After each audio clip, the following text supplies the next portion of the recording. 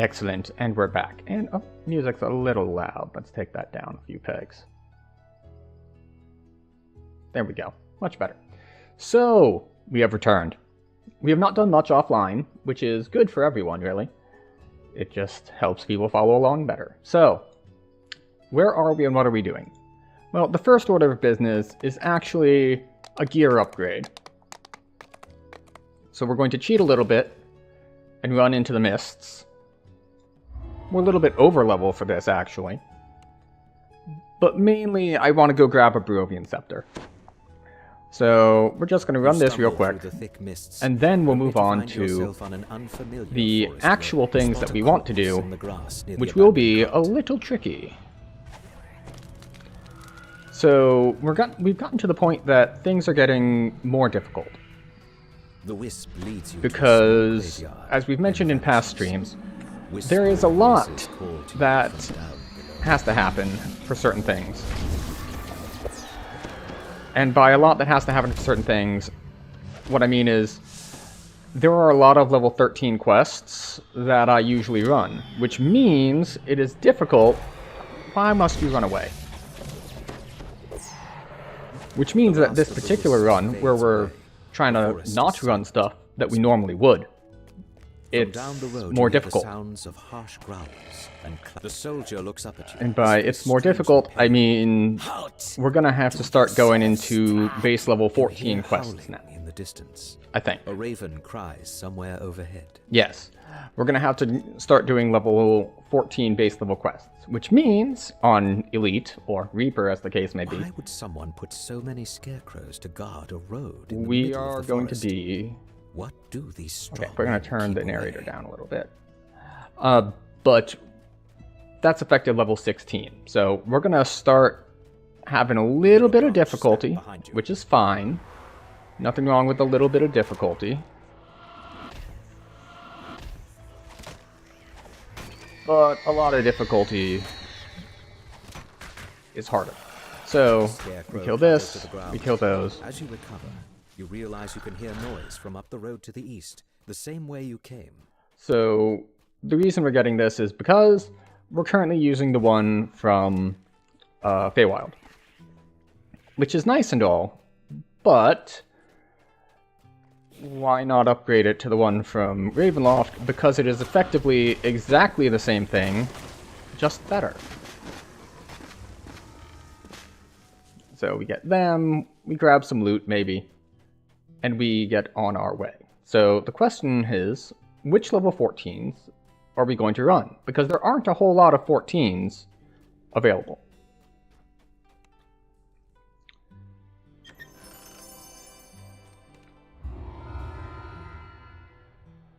So we're going to look at that list here right after we grab our scepter.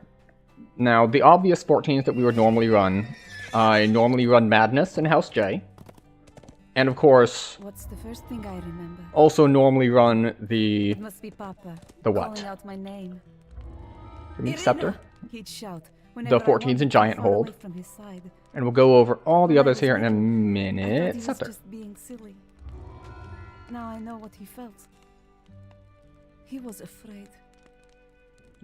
Oh, no, that's Oblivion. There we go.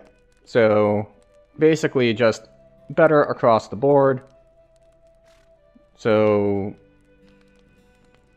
we get 8 spell sight, 7 insightful spell power, and 13 spell power. And that's potency. So 46 means that for nullification and acid, of course, this is still better. But if we want to look at, say, force spell power, which is a lot of what we're using at this point, that's 185 to 218. So 33 spell power, which is quite handy.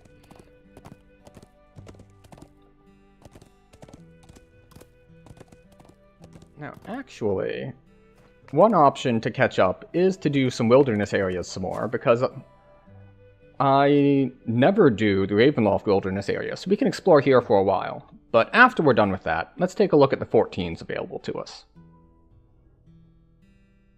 Alright. Tavern Brawl. Don't usually do that one, so we can do that. In fact, we can do that whole chain, because I don't normally do those in Heroics. So, Subversion, Tavern Brawl, Multitudes of Madness, or whatever it is, the one in House C, and the one in the Harbor. So we can do that chain. As we mentioned, the Madness chain in House J is off limits, because we almost always do that one. Giant Hold, we almost always do that one as well, so these are all those. Inferno of the Damned, so Necro 4. I almost always skip Necro 4. So Necro 4 is on the table, if I can figure out how to do it. So Necro 4 has a lot of mechanics that are annoying for solo. Well, 2 of them do. It is possible to do the activating the runes thing at the end with the electric thing. You can tell I don't do them because I don't remember the names as well. But ghosts, you have to kill the 2 guys relatively close to each other. So that's a little bit of a problem since I don't have like sprint boost or anything. So we may or may not be able to do that one. And then the other one, which is, yeah, there it is. Fleshmaker's Laboratory. You need to hit the 5 different runes in a relatively short time. I think you can do it without a leap if you bring a hireling, but I am not 100% sure of that. So we will figure that out as well. Crucible, of course, can't do it. Age or Age Cabal. And then that's all for 14. So what do we have? We will do the Gatekeeper's Chain. Even though I sometimes do it, I often don't. So we'll do the Gatekeeper's Chain. We'll do at least some of Necro 4. And I think that's it. Oh, we already did Tower of Frost, so we've done that one. But yeah, so we have those 2 chains to possibly do. But as far as wilderness areas are concerned, well, what do we have based on level? We can run around Myth Draenor Wilderness, we can do Sands Wilderness, we can do Barovia Wilderness. Because Barovia has teleporters, I essentially never do anything in the wilderness here. So we're gonna run around here a bit and just see what's around, because quite frankly, I haven't in a while. And by a while, I mean I don't know when the last time I did was. Like, I might have explored around when I first got it, however long ago that was.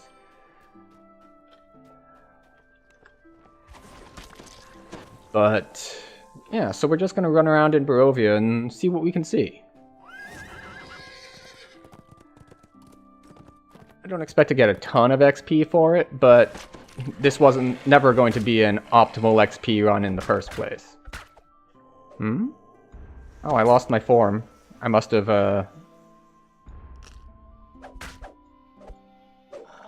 done something to uncenter myself.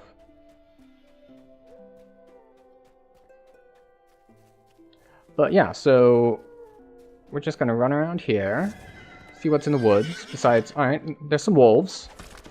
Kind of to be expected. We already found a red name scarecrow, so there's that. Oh, a witch, and animated brooms. Excellent. And there's the town. We don't need to explore the town. We already go into the town because that's where the inn is, and that's where Death House is. Dead Shadow. Oh, shadows indeed. And they save. How about this? This doesn't have a save. Excellent. Alright. So we got some more stuff near the town. We've got a thing to read. No, it's a black cat. Why is there a black cat? Excuse me. I was looking at the cat. It meows at us. I grew Excellent. up here in the village, in shabby old Barovia. That's And ever church. since I can remember, its people have never seemed quite right to me. Papa burned bright with life. My brother Ismark too. But the others in the village... I thought that there would be a bigger event there for the sparkling ground than just like one guy jumping out of a grave, but as if they were barely there. I guess it was only going to be the one. So do we have a...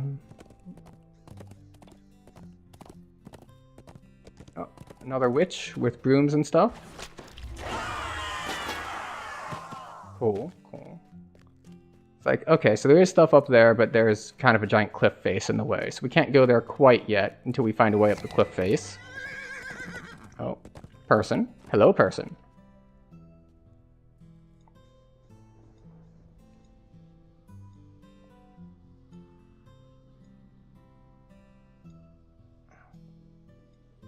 Okay. Just a lore dump person, not a, like, rare spawn fight person, which is fine. Excuse me. Okay. So this has been pretty low-key going through here. I mean, the one thing that we know about the wilderness areas is that they're not particularly difficult. And they're especially not particularly difficult when solo, because pack sizes are smaller. They're also not particularly useful when solo, but we're just kind of exploring, so that is fine. Alright, you've got that. Oh, they saw me before the spikes came up on them. Unfortunate. Boop. Oh, more wolves. Anything? No, no. Castle Ravenloft is still up there on the top of the hill.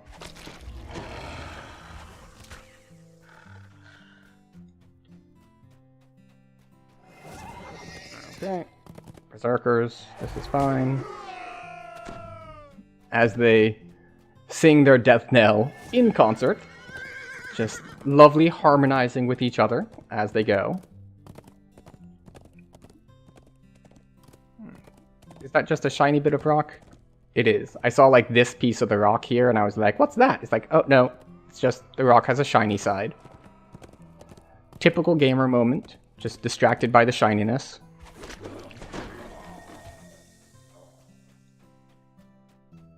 What is this?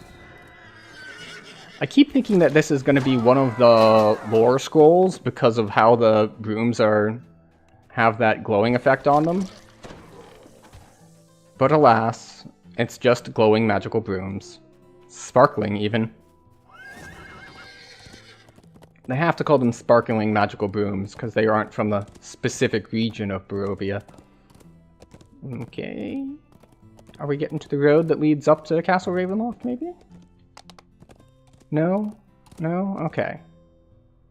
I don't even think I'm going to explore all of Barovia because it is a big zone. And you never really realize it because there are the teleporters to effectively every single quest. And by effectively, I mean yes, every quest. But we'll explore some of it.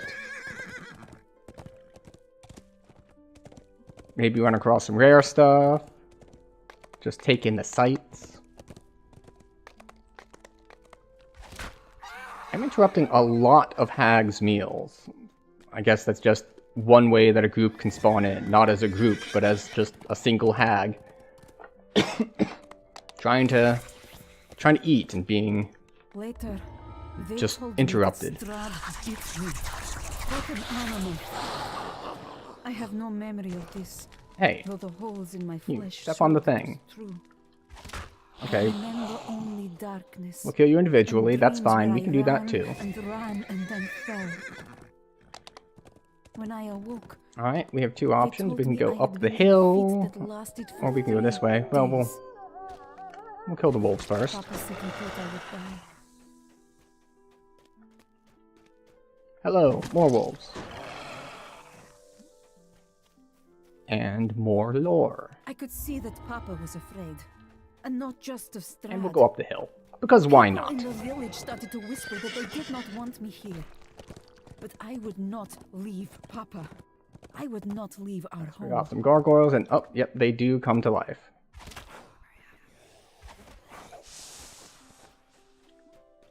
Although not all of them do. I know that part, but there are lots of gargoyles here. Some of them come to life and some do not. Oh look, another hag to interrupt.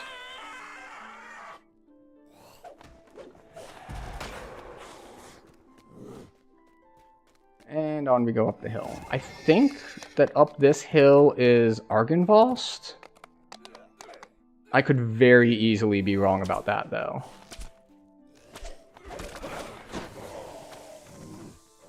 Because I said, it has been a long time since I paid any attention to the wilderness out here. So I don't know where anything is. But we're just gonna follow the roads and see what we can see. Oh, no, it looks like this road is indeed to Castle Ravenloft. You know, we spent so much time doing the quests in there, you never really get to appreciate the work that went into, like, actually the model and how it looks from the outside. It's particularly nice because they added like the lightning animation to the clouds behind it, so it really gives it that, you know, kind of horror castle feel to have the lightning behind the castle on the top of the hill.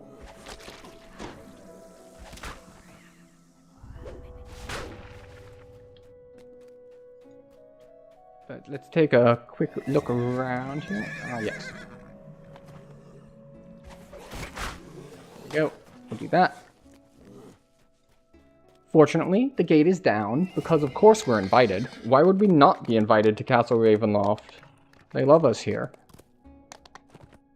Do a quick lap around the courtyard here, see what else we can see. Oh, the shadows here.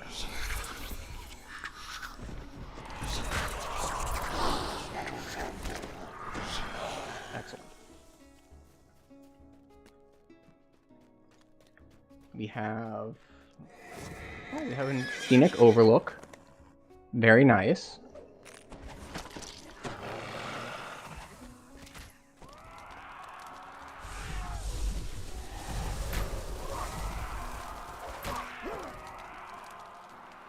Lots of stained glass windows.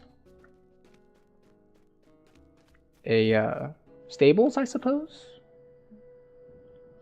For carriages? And of course, there's the back door for the other quest that happens in Castle Ravenloft. And we are good to head somewhere else. So let's head back down the hill. And back to this gate over here.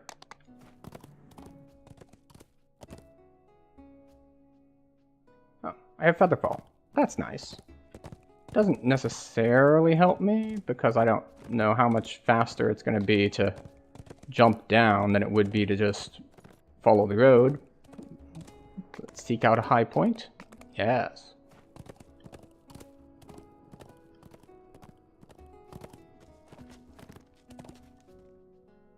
Once again, we get to enjoy the scenic vistas as we go. Oh, I need to go further right. This away. Excellent.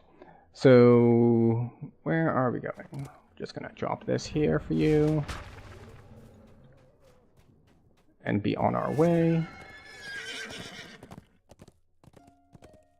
There we go, we can see the gate in the distance. Just being able to see stuff in the distance is nice. Although it is a bit funny that the different types of terrain have different draw distances. So we could see the gate, and then as we got closer, it got obscured by trees because the trees loaded in.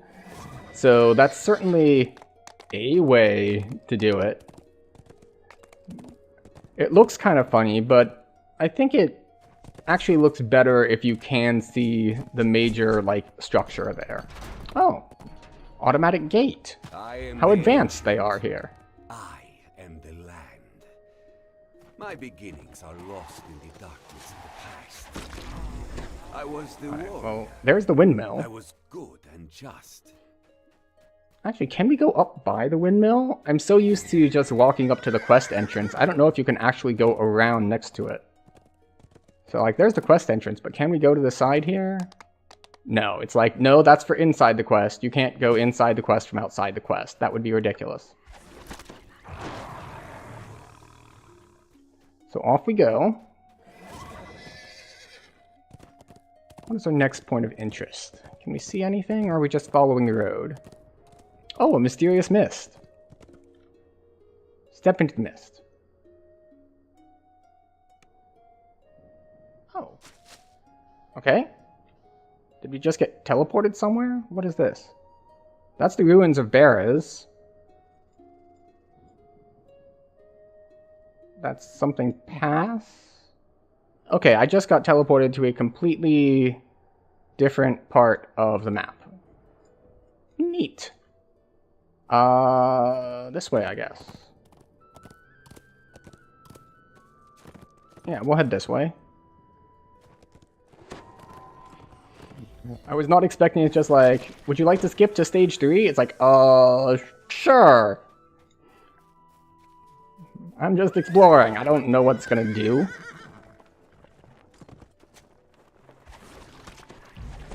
Okay, fine.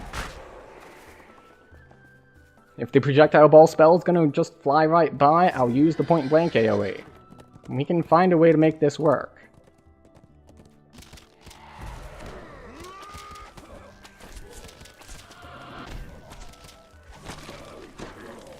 Okay, off we go. Oh, is there a camp over here? There is a camp over here. What's going on in the camp over here?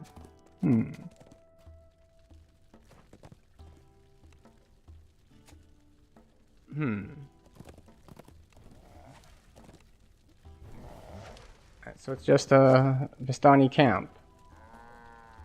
Which also has rest shrines, which is cool. Which town is this? To Krex and the Abbey. Okay. Presumably this is Krex. What's going on? The Burgomeister? Okay.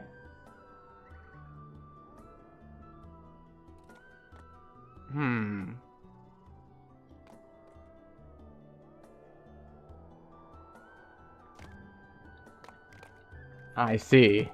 Everyone's being voluntold.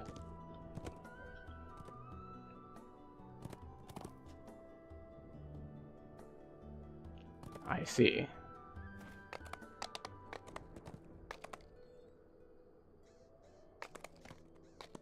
Alright, so this is where you have... It's not Invitation to Dinner. It's, what is that one? It's the annoying one. The one with all the demons. In any case, it's the one with the Baron and the Baroness, and you end up, you know, helping / betraying them. Ooh, another set of mysterious mist. What's this one going to do? Step into the mist. Okay. We're in a cave now. With a Mind Flayer. Oh, a Mind Flayer who doesn't die in the first hit in an Explorer area. Neat. And a bunch of animated weapons attack me when I try to get the chest. Typical. That is a cool looking like throne area thing. I don't know if I've seen that throne before. Neat. Doesn't look like I can do anything else in here, so I guess we're gonna head out. I'm glad I looked into that mist. Alright, this appears to be hidden behind a waterfall somewhere.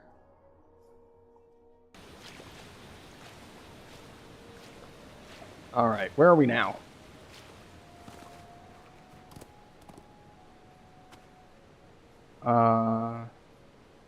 There's Argynvost. And that's Von Richten's tower. Man, alright, so this is where we just were. This is where we stepped into the mists. And this is where we came out. So I guess we'll just head this direction. But I think that after we get our 200 kills, we're just going to kind of call it on this Explorer area. Because there's really... Well, we have found some cool stuff, like that Mind Flayer thing. It's mostly empty, so it's not really too compelling. Ooh, look, more animated brooms.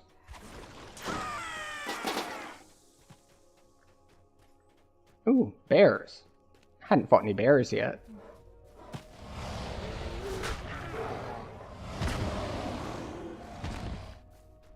And more of these guys. But I think we're going to step into these mists again. Because this is, I think, the most interesting thing we've found so far. Which is just, hey, let's see where we go. This is where we went before. That's not interesting at all. Would you like to go exactly where you've been before? No! We're trying to explore. Where's this benighted wizard? Oh. Okay. Well, that puts us at our, like, 200 kills. So, we're not going to explore enough to get another 200 kills here. So, we'll just call it at that. And we'll head to quest. Yes. The RNG teleport. Where's it going to send us? Who knows?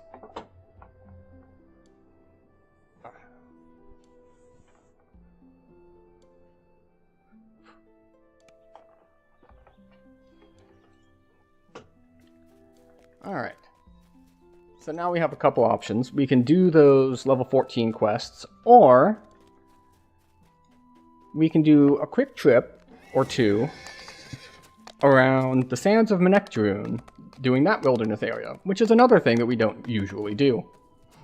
And the benefit to that one is, because of some of the playing I did on hardcore, trying to find certain pieces of gear, I know where most of the rare spawns are there. So instead of just wandering, like we were doing in Ravenloft, we can actually wander around and actually show the spawn points of things. So we want to go to Zoavia's Refuge, where we will promptly contract mummy rot, and we'll see how that goes for us. Because I don't think we have Remove Curse. Or at least if we do, we don't have it prepped. So off we go.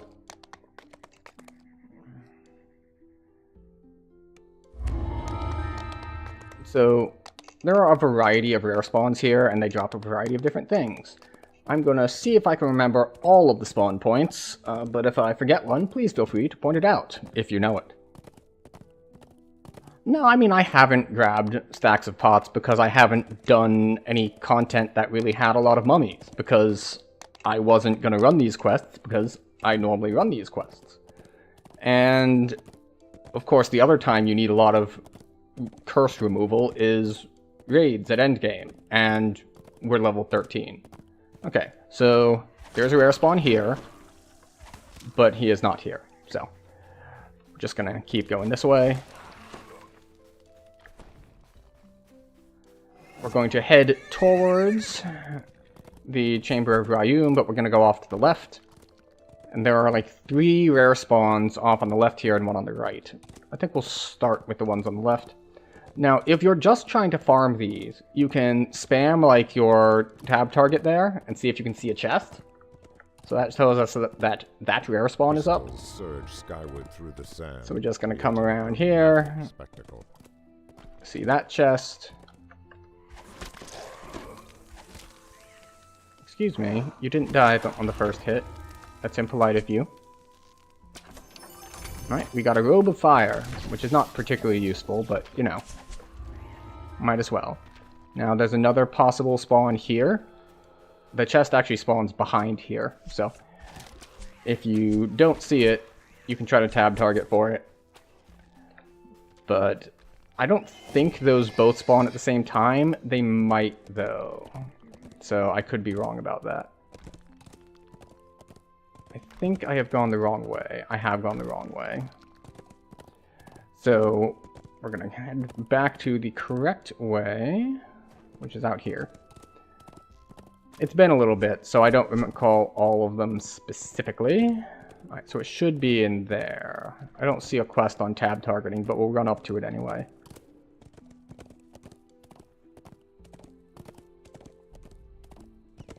Okay, so back here, there is sometimes the rare... Oh, it is here this time. Excellent.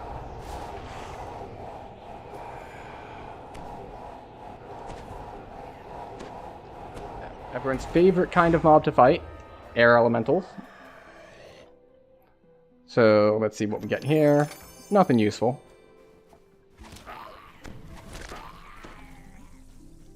And now we head to the chest that many people have spent a lot of time trying to farm because it has the Ring of Spell Storing in it. Not up. Ooh. Okay, so that does it for this quadrant of the map. So we're going to head off to a different section. If you'll excuse me, I want to jump over these guys. Thank you very much. Alright, so next we're going to head down towards the quest where you get all the gems. And there's a couple rare spawns down in that area. There's mostly gnolls, as you would expect from that area. So we're going to ignore these quests and all. Oh, we get exploration XP for walking near the entrance of the quests. I forgot about that. We'll do that for the rest of the quests going forward. Well, okay, maybe not Chains of Flame, but the others. So not that one. We need to go one further. And off we go. So the first rare is going to be up and around on the left, right there. And he drops a fire staff and a fire sword, if I recall correctly. He is not up there, but I'll show you where he would be if he were up. These firebrand Yeah, we got the explorer point because this is the place where he would spawn. Like, the chest will be here-ish. And off we go. So the other rare spawns are all going to be in various gnoll huts up that way. So we're just going to go off to the right and touch the quest entrance for Explorer XP. And from there, we'll go and check where the rare spawns are. Mountains lie the firebrand mines.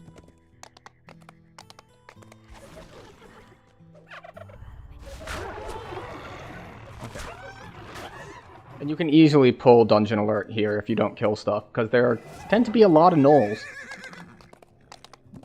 Right, so there are a couple places one can spawn. One of them is here. It looks like that one's not up.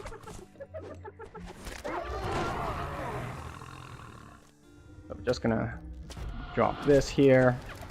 See how well that goes. Drop through here, and we come around this side. Now up top here, there are two different guys that can spawn, but they don't ever spawn at the same time. Looks like we have one of them up. No? Yeah, we do have one of them up. There he is. I forget which one drops what, though. In this case, they drop nothing, which is fine. We can drop back down. And we'll be on our way. And even if you're not getting drops out here, you do get the little tokens that you can trade in for any of the gear that drops from the rare spawns. Note that it's not any of the Sands gear, it's any of the gear that drops in the wilderness. So you can get a Ring of Spell Storing, but you can't get, like, say, Cape of the Rock, which only drops in the Chains of Flame quest. So we're now going to go to the next area of rare spawns. It's going to be around here on the right, or if you just exited from town, like straight ahead and then to the left. So we're going to come through this way. As you can see, you've got like huts and stuff here, but we're not going down this area. We're going to the next village little thing over. So we're going to keep going. Yeah, there we go. And here we are. We'll ignore them in the magic summoning circle. The aid of gnoll sharpshooters have a distinct advantage within the confines of Windlarker Canyon. That there. We're just going to kill some guys to keep Dungeon Alert down.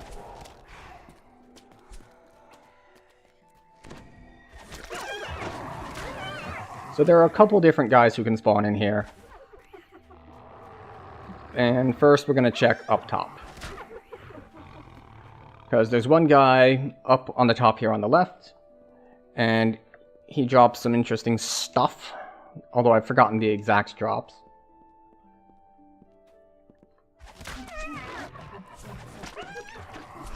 Up we go. Ah, there he is.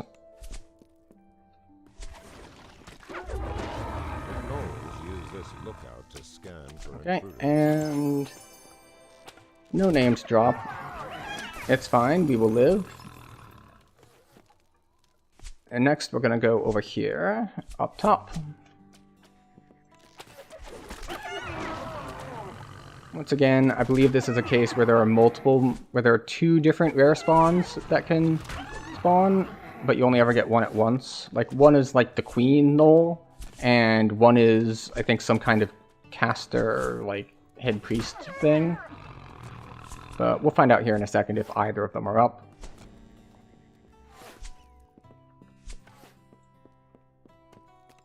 Let's see. Berserker, Berserker, Evoker. Okay, so no rare spawn, but there's a chest here anyway. Maybe that's what I was remembering. Off we go. Now we can check down below.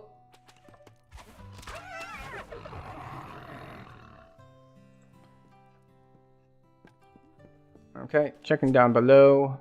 No chest here. And no chest here. So the rare hyena is not up.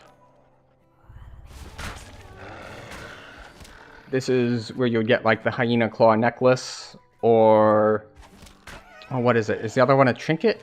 Yeah, the pouch of jerky, I believe, is the other one that drops. No, pouch of jerky is the raid drop.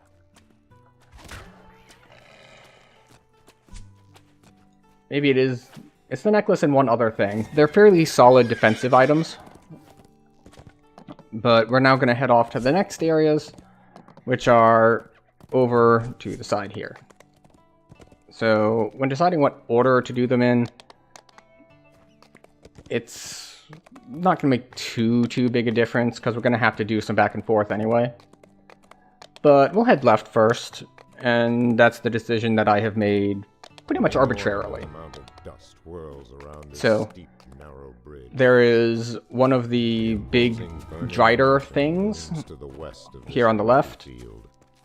You might have run into this guy just accidentally while going to the Crash of the Volcurum. So we'll see if he's up. He is. There he is. And he's dead. This guy drops a decent shield sometimes, not for us today. And the other guy, we don't want to drop down yet, because the other guy we're looking for is a drow who is over here. And he'll be up on that ledge there. So we'll see if he's here. I don't think I saw him. Yeah, there's no chest, so.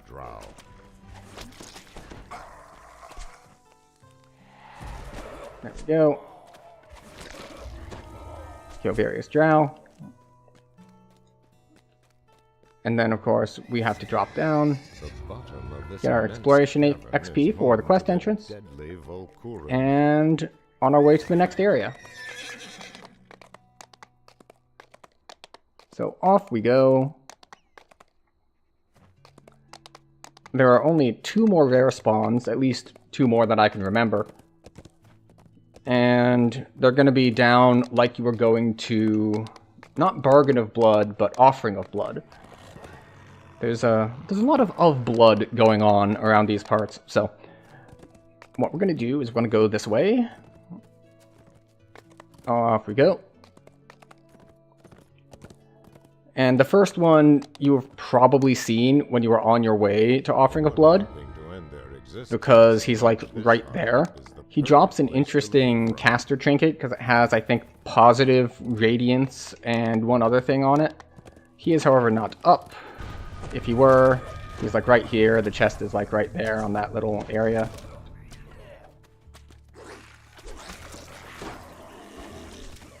Kill some more dudes on the way.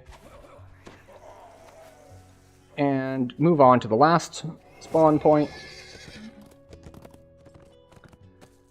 which is back here, past where you would go for Offering of Blood, and he is not here. This guy drops a hat and one other thing. So, that is all for the rare spawns that I can recall. So, it is now time for me to head to an actual quest and for me to run 2 minutes of ads. So, while I go and get these quests located, feel free to take a break. I run approximately 3 minutes of ads per hour, the bare minimum necessary for the deal that Twitch has cut with everyone for them to not run pre-roll ads. So feel free to stretch, get a drink. We will not be running any quests until you all are back, so no one misses anything, and I'll see you in 2 minutes.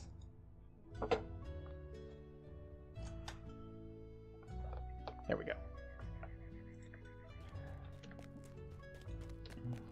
And of course, those of you who have Twitch Turbo, or you're watching on YouTube or anything like that, or you're subscribed on Twitch, well, you don't get ads anyway. So you get to stay with us as we go to the next section. So as we said, we are going to run a few things, but first things first, we're going to do the Grim and Barrett chain, which is, of course, spread out all over the place. So we are going to start in House C, because I think it's the closest to where we currently were standing. And the other quest entrances are Gatekeeper's Grove, the 12, and the Harbor, which are all, well, not very convenient to us. So, we're going to be here, and we will check our build while we wait for people to be back. We have 1 point to spend.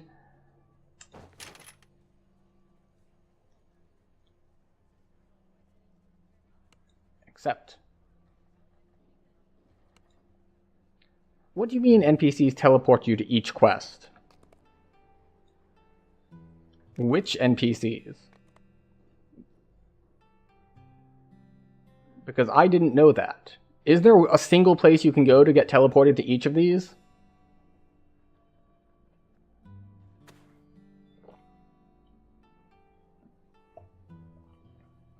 But in any case, we are going to zone in and maybe buff up a bit, because ads are theoretically running for another 20 seconds. So we'll toss our buffs and wait for everyone to get back from their stretch and drink break.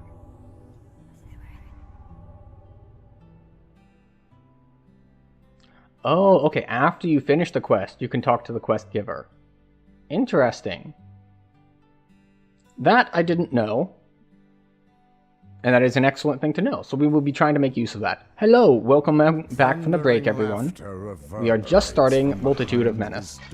A containment generator. Just what I need for the ritual. Carver, stay here. Has that teleport thing been around for a while? I don't remember ever hearing about it. And get our allies to start pulling their weight. Now we just had to wait for them to stop talking. Invokes the power of the codex page he's holding. There's a pulse of magic, and suddenly living copies of the tiefling appear from nowhere.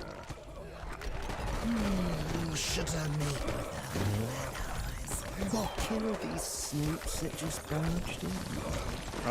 These guys are annoying. I forgot, like, they're all rogue types, so they have reflex saves. Also, I'm starting with super low spell points because I never rested after I was doing all the wilderness areas. So it's just like, oh, right, that's a thing. Oop.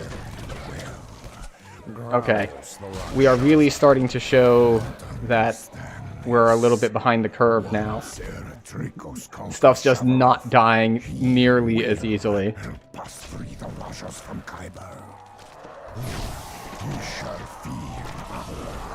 Okay.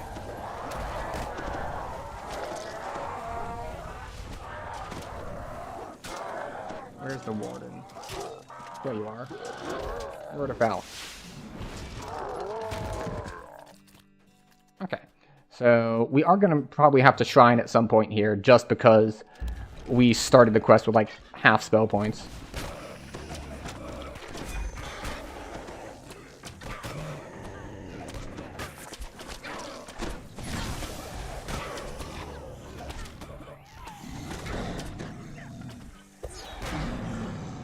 And because, well... Actually, wait. I just put my 3rd point in this, so I can remove acid immunity now. So that's handy. Oh. Wait. These guys can be stunned by Salt Ray? That's surprising.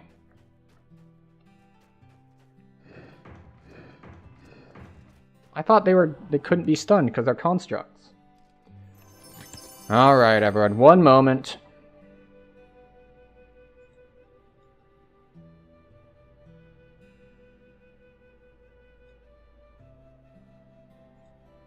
There we go. You know, at one point, Twitch actually was like auto-moderating those kind of people. It'd be like, hey, we detected a message that's probably spam.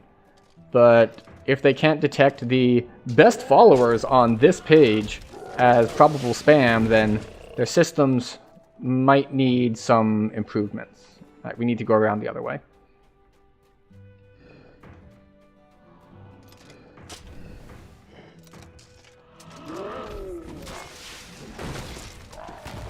Go. That's not what I meant to cast, but it'll be fine.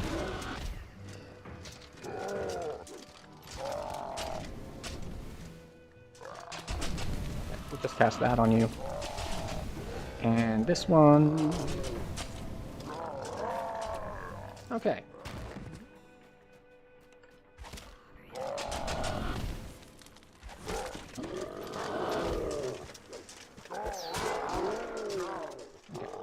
So, fortunately, they don't hit me very hard, so I can mostly ignore them. But it is annoying that when I try to throw a projectile at them, they teleport to me, so the projectile doesn't land. Which is unfortunate, but, you know, it happens. Alright, we're going to ignore you, we're going to ignore you, we're just gonna run for a bit. And we'll see if stuff wants to behave and actually follow. Lucky for me, I found this comet crystal. That is a Plague Reaper. Go away, Plague Reaper. But yes. I am not a particularly, ban-heavy sort of person, but obvious bots get the obvious boot.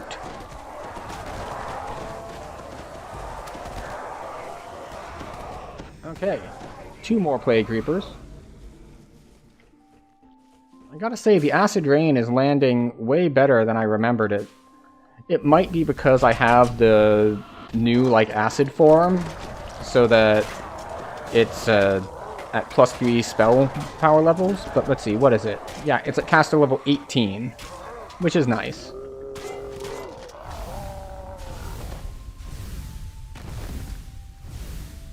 It appears that I did take damage at some point, but okay. We are going to rest, because as I mentioned earlier, when we came in, we had just been in wilderness areas, and we spent half of our spell points, so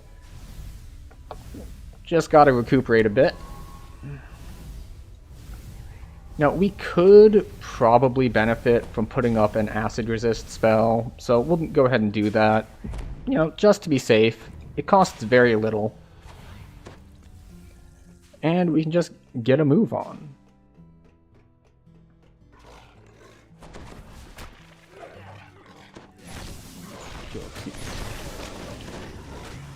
Unfortunately, with all these casters... Oh, wait. You're gonna dispel? Wait, that's illegal. How dare you? I just buffed. Why are you dispelling me? See, and now you're hitting me with magic missiles. That's just not cool. Okay, let's put our buff back up.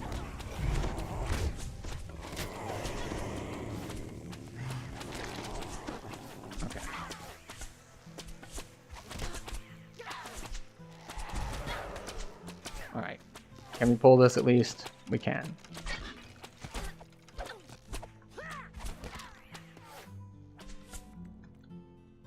Ooh. Oh, we almost fell off.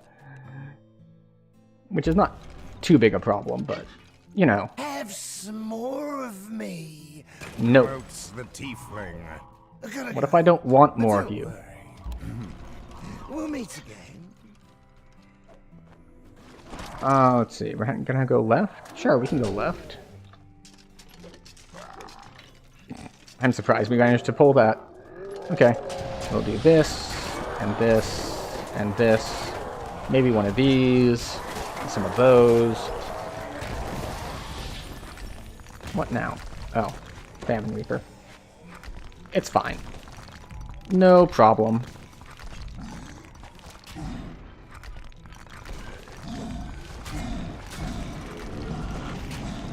Unfortunately...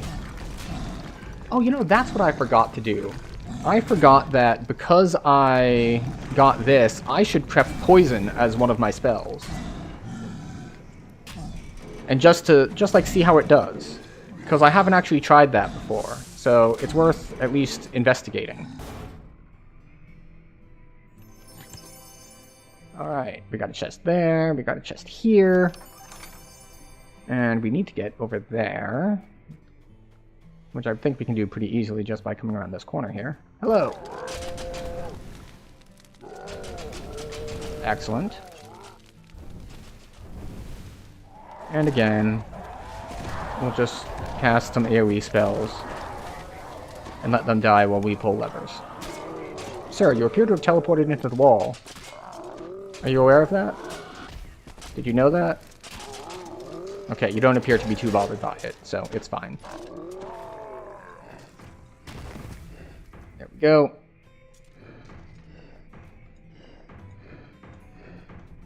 And this... Oh yeah, that's the one I already killed. So we need to go ahead and actually open the way forward. I got it, right? Yes, good. Okay, and exits this way. Off we go.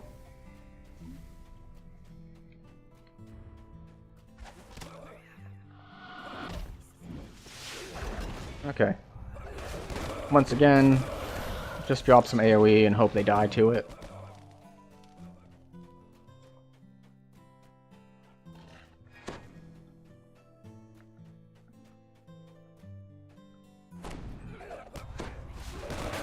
I will admit, this is significantly slower than some other methods of doing things, like, for example, there are some other caster classes who would look at this and be like, well, I could do that, or I could cast Multi-Vial, and they all explode.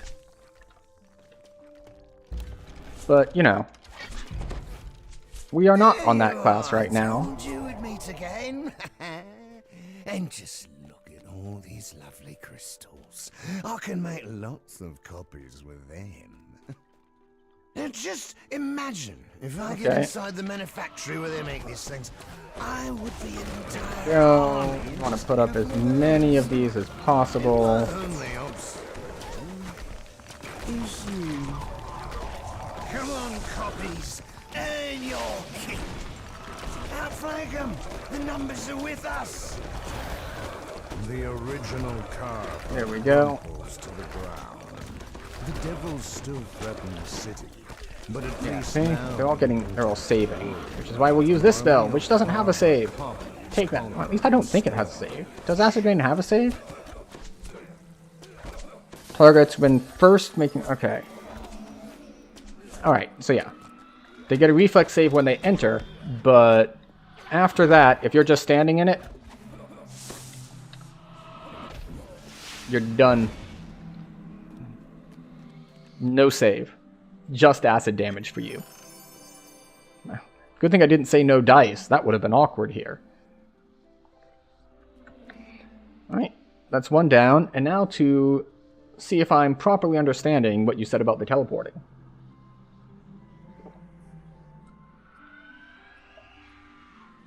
Gotta say, it's a little bit different running these quests at level 13, if for no other reason than, you know, no Sharn gear.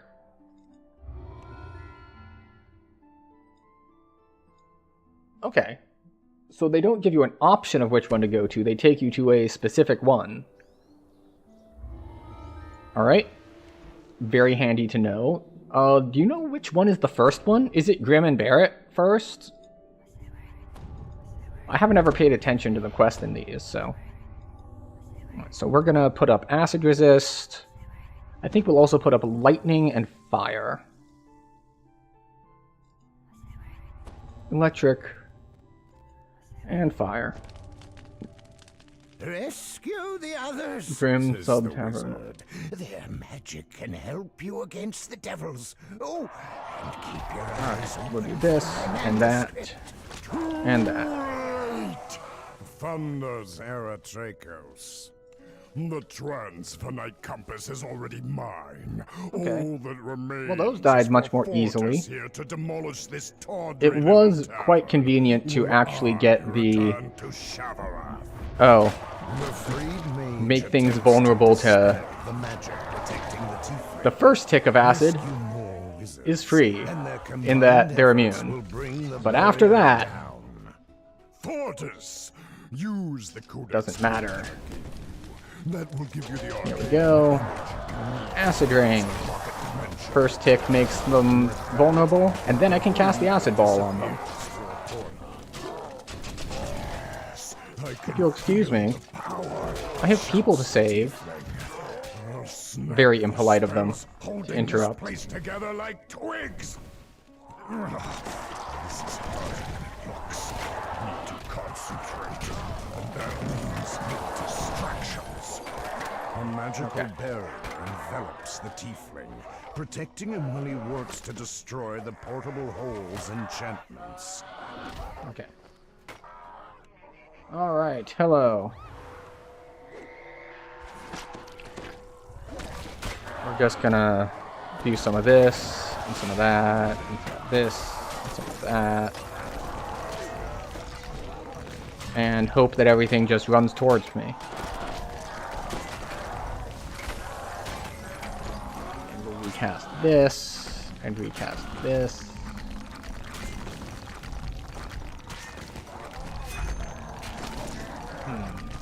Yep.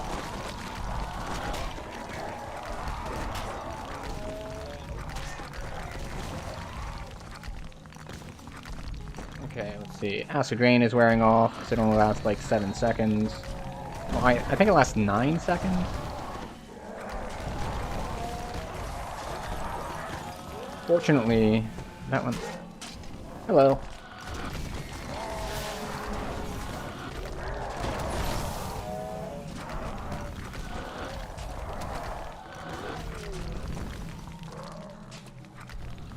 Unfortunately, I need the wardens of just being impolite and not coming over here. There we go. You stopped Fortis from destroying the portable hole's pocket. Was he taking damage while immune between phases? Because I never saw him activate to, like, even attempt to attack me. Well, after the first set, of course. Like, when he first activated, yeah. But after that, it was just waves attacking, and either he activated and then the damage ticked on him, so I just didn't notice it, or he can still take damage from AoEs while immune. Either way, it's funny.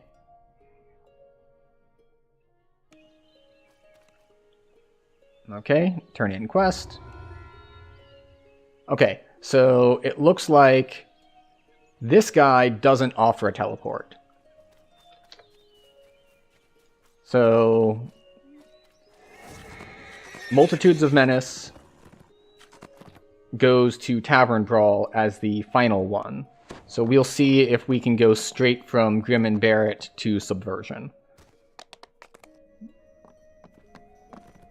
I mean, some people went from CVS to Subversion, some people went from CMVC to Subversion, but most people have gone away from Subversion into something like Git. Hopefully. Subversion is kind of a pain to deal with. But, I digress. At the very least, it's not like it's a super long trip to get from the Gatekeeper's Grove to the harbor. So we've got that going for us, which is nice. Aratracos stands before you. Aratracos is going to go talk about stuff for a bit, which is fine for us because it gives us time to just put up some resists and stuff like that. And what remains of those meddlesome gatekeepers? Alright. Hey everybody! Oh no, red dungeon alert! Alright, we're going to run around the corner here. And we're going to just start casting our spells. In fact, let's cast this really slow one too. And we'll recast that one. Alright, do we have... Oh. We have 2 Fear Reapers who are just gonna be dotting us up from outside of all of our lovely AoEs, which is very impolite of them.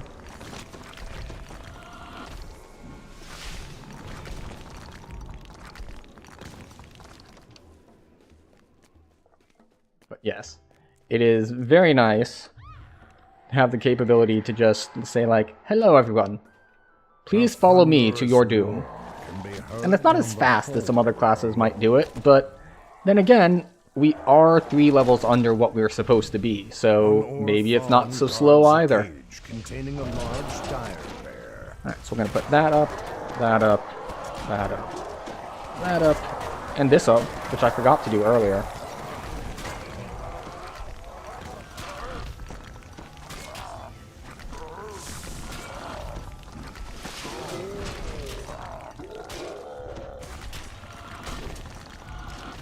This guy is unusually healthy.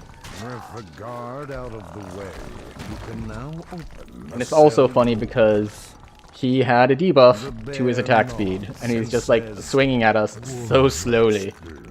Just like, Any of the sealed gatekeeper doors you might encounter, just ask, and I will come.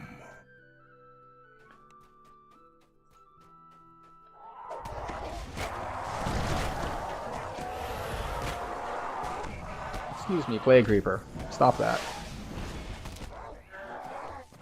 This door bears an ancient inscription. A hum of powerful magic pulses inside it.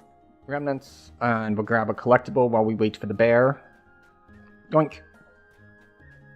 Thanks to Barrett, you can now Excellent. pass through the ruined door. Now, do we want to take damage in order to get a little bit of extra XP? Let me know Sure, why not? if I can be of any additional assistance. Grim smiles and says, Okay, so we only took a little bit of damage, which is fine. as you enter the alleyway, you spot cultists guarding the gatekeeper's glade.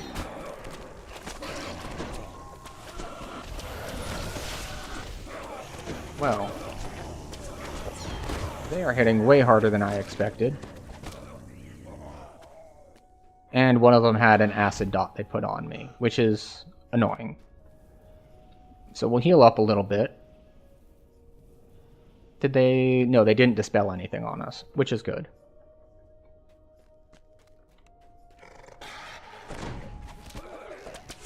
That was the wrong button, but it's fine.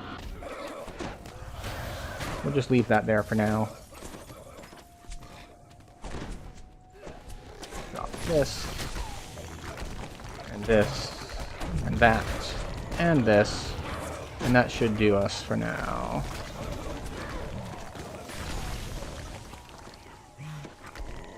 Okay, and we'll pull the extra pack.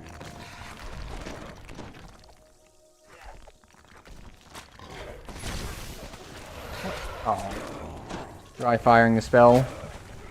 Always annoying.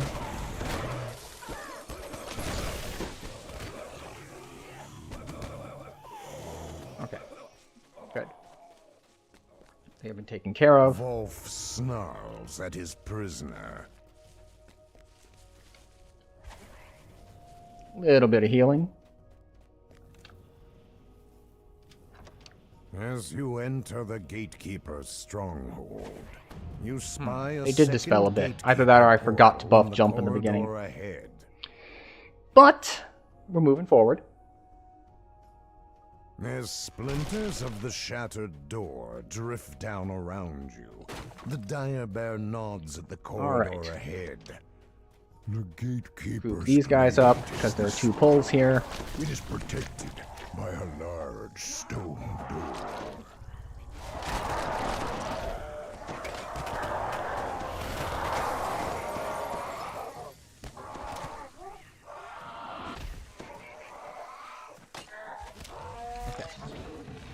Excellent. I don't know if I've been lucky or if it's just because of how I'm doing it, it's not a problem. But the common problem of, like, the lightning guys going invisible when they get low on health and then popping out later and you have to wait for them to come back, haven't seen any of that so far this run. So either I've just gotten lucky or there's something about grouping them up this way that just kind of prevents that issue from happening. But, The city. A small path along the cliff wall okay, come on. leads to a ridge above, Whoa. where the cleric's rituals. Okay, fine. Fine. It apparently thinks I'm cheating or something and keeps rubber banding me. Or we're just lagging heavily?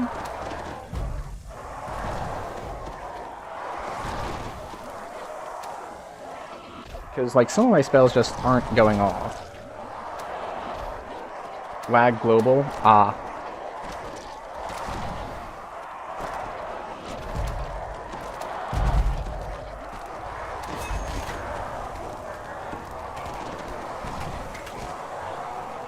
Okay.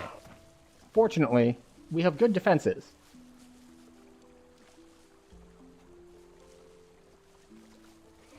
If we want to look at our defenses, like, we have a little bit more fortification. Oh, and chat server is down. So, yeah. That is a server side issue.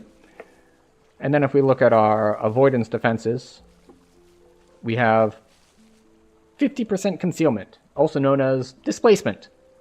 So, that's good. And also 12 dodge. Oh, we might just be getting fully disconnected. Because we can't move. Our spells did eventually go off. But... okay. So, something on the server is unhappy. Like, very unhappy. It's been a while since I've seen a lag spike this bad. Like, a couple seconds, sure. But we're talking about, like... we've been stuck in place for, like, a minute.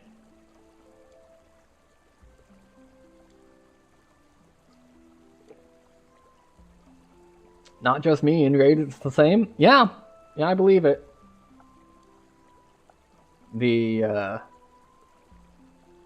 But I don't think I've seen a lag spike this bad in a long time. Like, this feels like server crash level bad. We'll see if it comes out of it. Oh, wait. Okay, we're back, maybe. The cleric turns towards you, livid with rage. How dare you! This all belongs to Eretrakos now! I shall crush you for your impudence! The cleric defiantly shouts, "Rise and defend me!" Okay. The cleric That falls. was in a the huge ritual, lag spike. returning peace and tranquility to this small glade. Fortunately, I have enough defenses for the fact that I pulled 2 full groups right before the lag spike, and we did not die. We managed to get enough AoE casts off that they kept us alive by killing stuff, which is nice, and eventually it came back.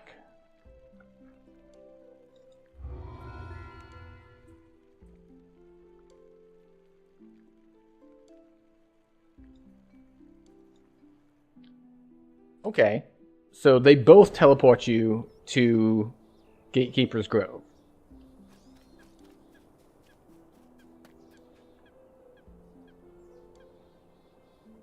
And from there we can go to Marketplace, I guess. Because the next one is in the 12, and there is no 12 here.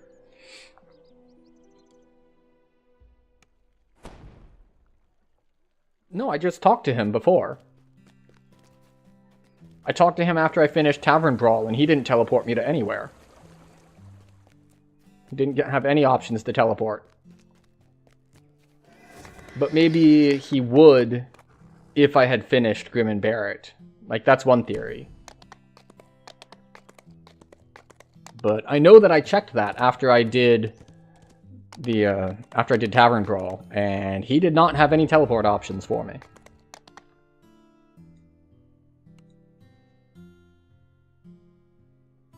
Oh, it's the other guy next to him? Good to know. After a long march through the hidden cave complex, you arrive at the 12's secure Eritreco says. Alright. I know we want to put "I up have fire, found because there's a the fire hidden elemental. tractor needed for the ritual. And I know there's a water Leave elemental the as rest well. of the facility to your meager skills, pet.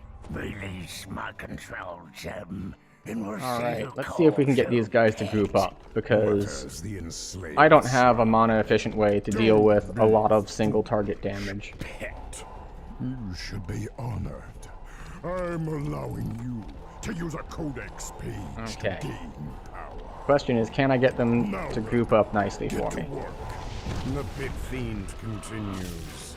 I expect you to retrieve the titans for my forces in Shavaran. Okay. That. The slod almost smiles. But it seems we have company, master. So much for your vaunted secrecy. Air elemental. Eritreco snaps. Take care of it. It's very nice that the earth elemental, well, sorry, that as you may have noticed, the water elemental there isn't hitting me with any spells. They're casting spells in directions where I am not standing. And that is because I cast Sleet Storm, and Sleet Storm has a blind effect, which means casters will not target you correctly. It is incredibly effective. Of course, if there are people in your party who don't have freedom of movement, Sleet Storm is also incredibly effective on them. So, use with caution. It's one of those great power, great responsibility sort of moments.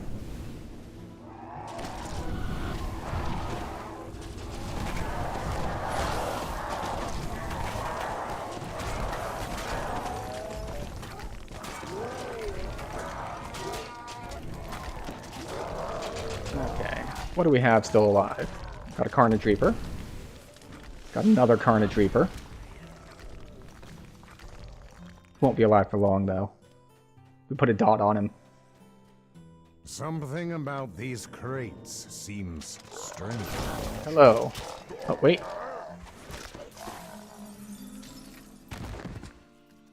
I'll go pick up that soul in a second.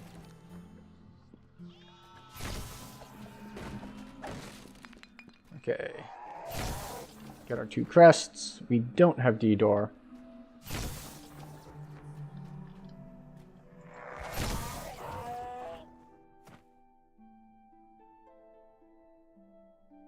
That's also true.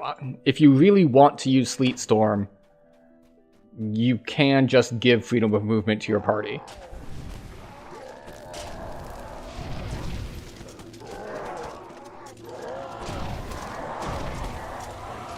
Again with the reaping. Oh wait, was that a... It wasn't. Okay. I thought I saw a spell power pickup.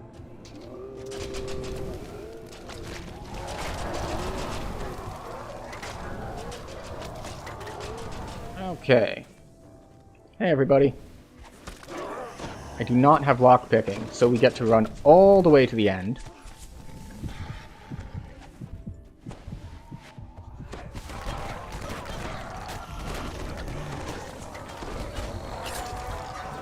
And then all the way back and forth and back and forth. So, if you didn't know how to do this without someone to pick the locks, you're about to learn.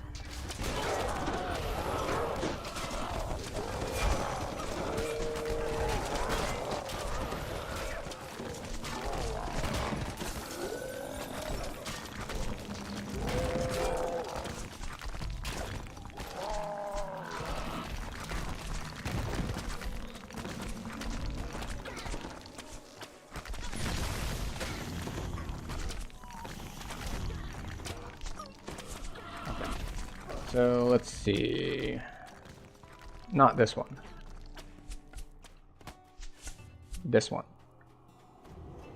Scorch marks and This is the debris first lever. cover the floor in this alcove. Do the high? This I is do not the know if the rogue location hirelings where have the enough DC to get it or Eritrean not. Stole was housed.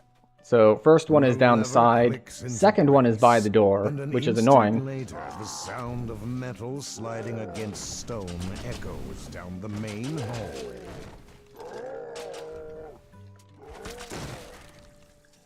And then the first one is all the way back at the entrance. So you gotta run all the way to the entrance and all the way back.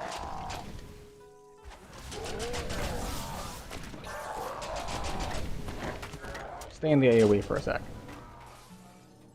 Of course, the warder is just gonna keep blinking to me, which is just something they do, which is fine.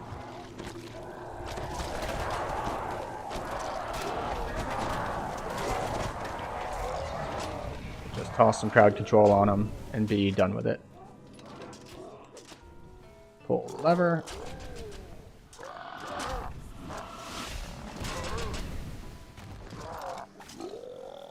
And we're good to go. So let's see. Yeah. I suppose that we will also do the optional... Oh, again? That's the other thing that you get around by picking the lock. You don't have to fight all these extra spawns that come in as you pull the levers.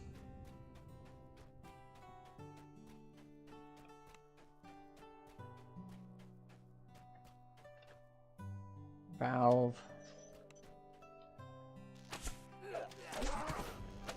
Excuse you.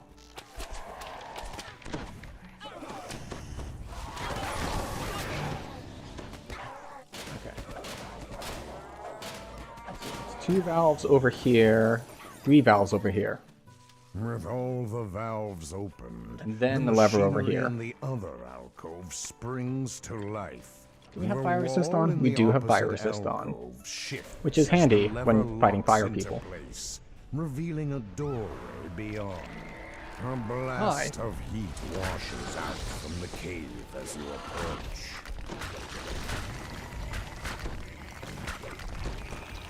Excellent. Very difficult side boss. But yes, we are off to the races. 500 spell points should be sufficient for the last fight. Oh, we got guys teleporting to us. We got Carnage Reaper. Do we want to fight these guys? Nah. We'll just red alert the boss. I'm sure that it won't be a problem at all.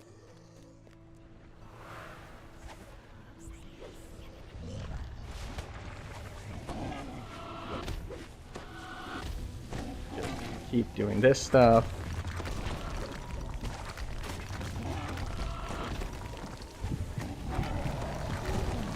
You know, my AoE would be a lot more effective if you ever came to attack me. Hey, there we go.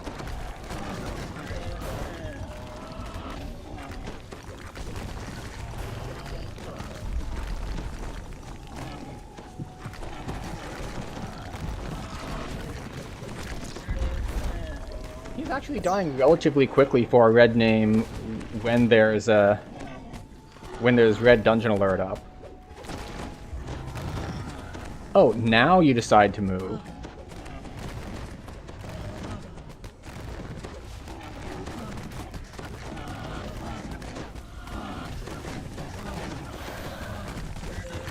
moved earlier when I already had all my AoE effects on.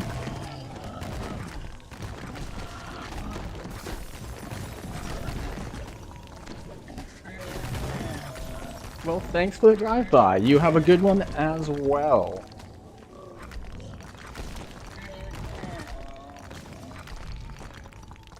Alright. So that is all 4 of this chain.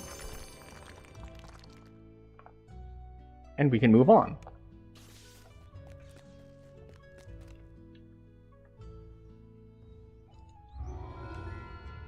Okay, so all of the separate quest givers teleport you to the Gatekeeper's Grove, and then to leave the Gatekeeper's Grove, you can go to the others. Excellent.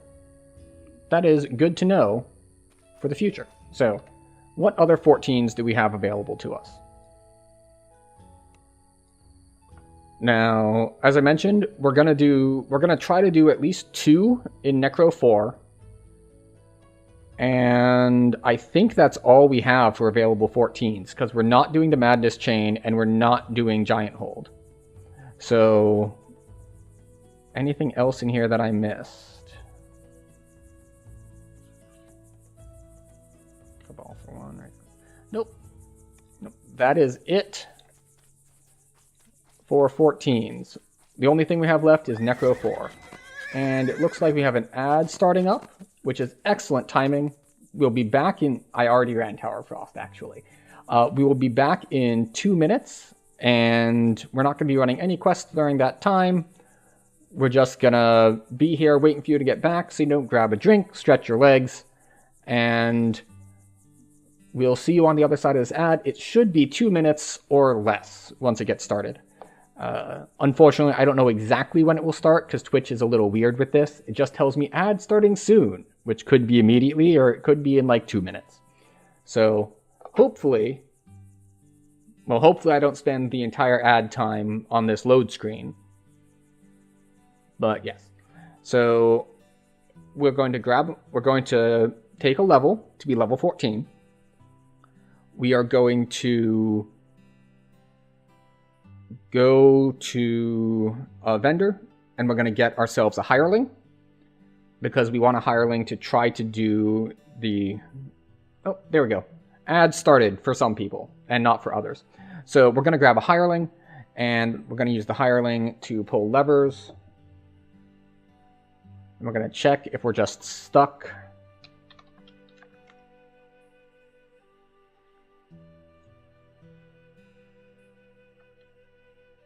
Okay, so we don't have a failed teleport message.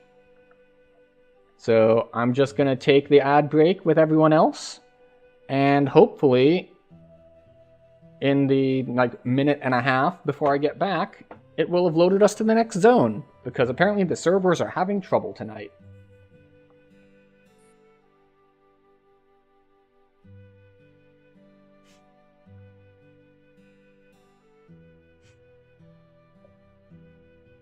Yes, hello, Lisa. Yes, the servers are having trouble. Yes. Lots of trouble. So much trouble. We would not believe how much trouble. It's so good. So good.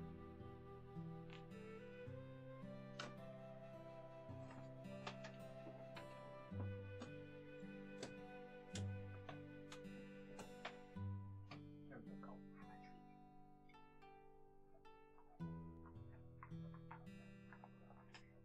Oh. Full-on connection to server has been lost.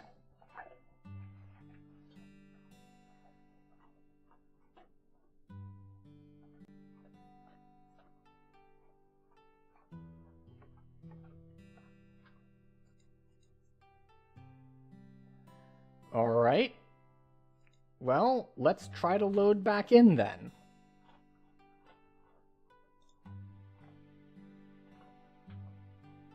Because we fully crashed out.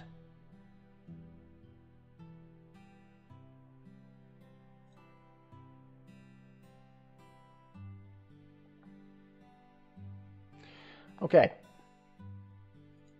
Let's see what we can do about loading back in.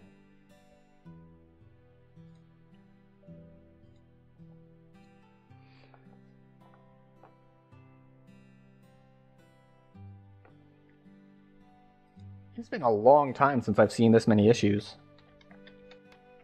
I wonder if something weird's going on. Or if it's just like there was instability introduced by a recent patch or something. Also, my camera has apparently lost frame rate. It's just not behaving, and my image is lagging.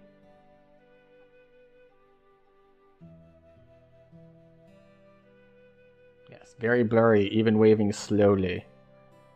So few frames. Okay. Well, we at least were able to log in. So that's a good step. And oh. We're zoned in. We're zoned in.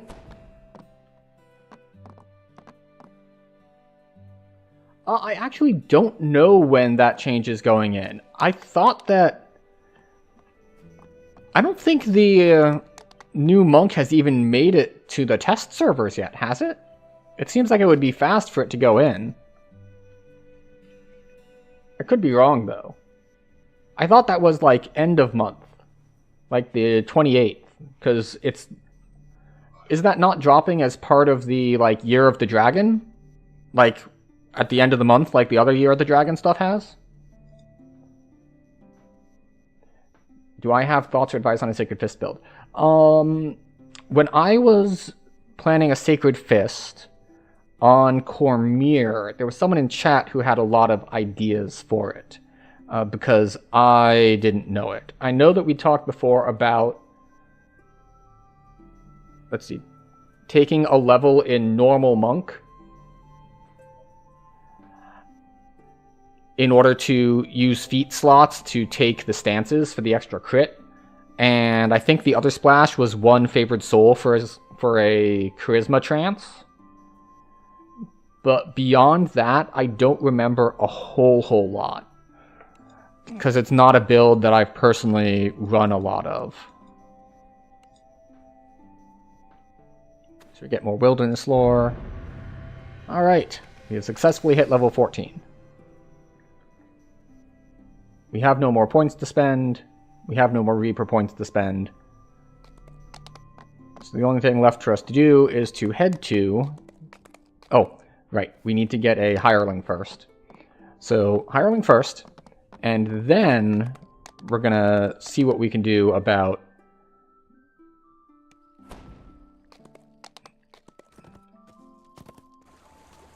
Three Sacred Fist builds. Oh wait, not the Fate Spinner. Why did I go to the Fate Spinner to get the... Thinking it was a hireling vendor? Those things aren't related at all. Alright, who do we want? It doesn't really matter because it's just a lever puller, but... We'll get Tempe's.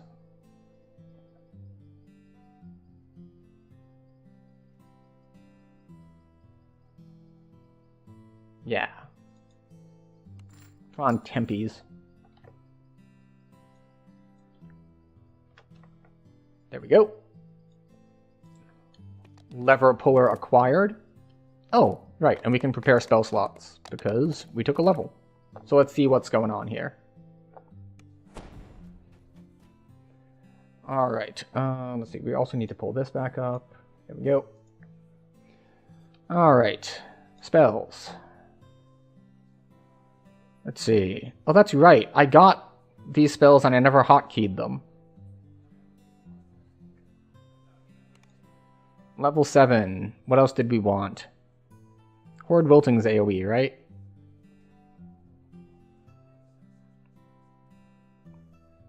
Deals more damage to water-type outsiders and plants, of course. It's just not that impressive. We'll take mass protection from elements, I guess. And then for this, we already did Grasping Thorns, and this, maybe we'll get Greater Vigor. Big heal. There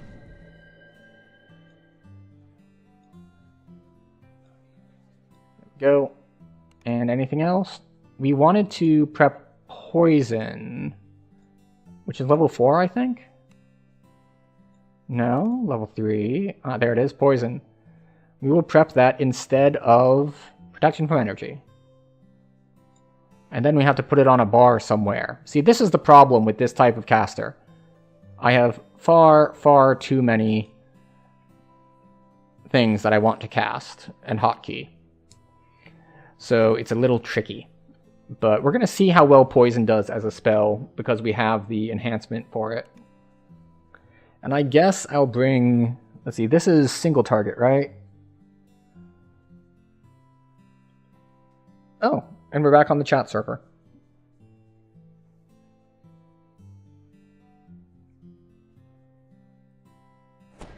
Okay, Creeping Doom is also AoE. So we'll put Creeping Doom there, we'll put Incendious Spores here, just because. And yeah. Alright. Let's just double check what poison does. So, without anything, like any talents or anything, it just does constitution damage, which is pretty much useless.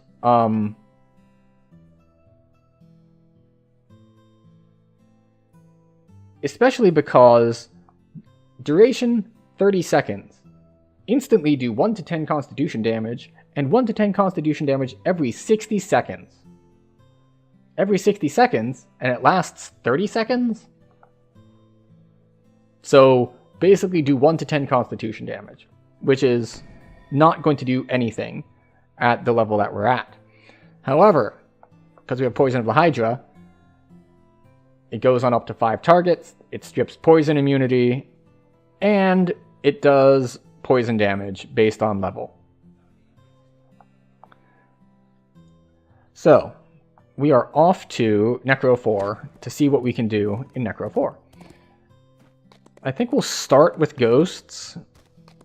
The real question is, do I want to even bother trying to do Inferno? Because... ew, Inferno.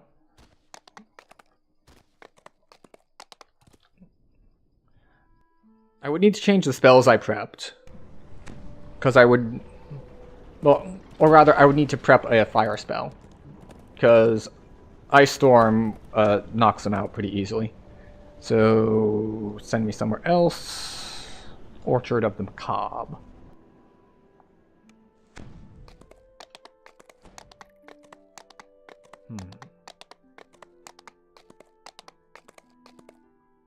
Or perhaps we start in Vol, and then we try to do Inferno. We get to do a little bit of a memory test, see if I remember Inferno. Because I barely ever run Inferno. And it's one of those, like, vicious cycles. Because I don't run Inferno very much, I don't really know it. And because I don't know it, I don't want to run it. Which is one of those things that gets solved with more experience. And I don't mean in-game experience, I mean personal experience. For me, the player, not for the character. But I think we will do Vol first. And hopefully we don't get quelled.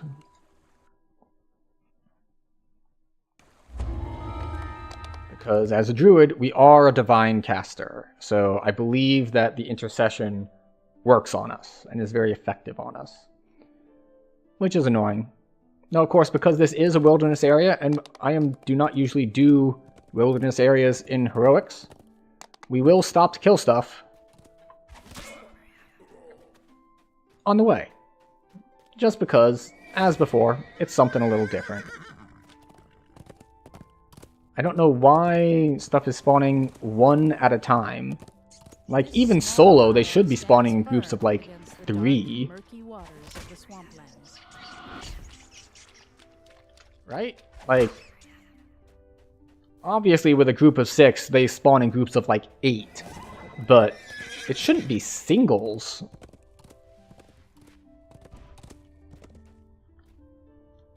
Okay, there we go. Much better. It does like 200, whereas this does... It does nothing if it goes over their heads. What does this do? Not bad. Okay.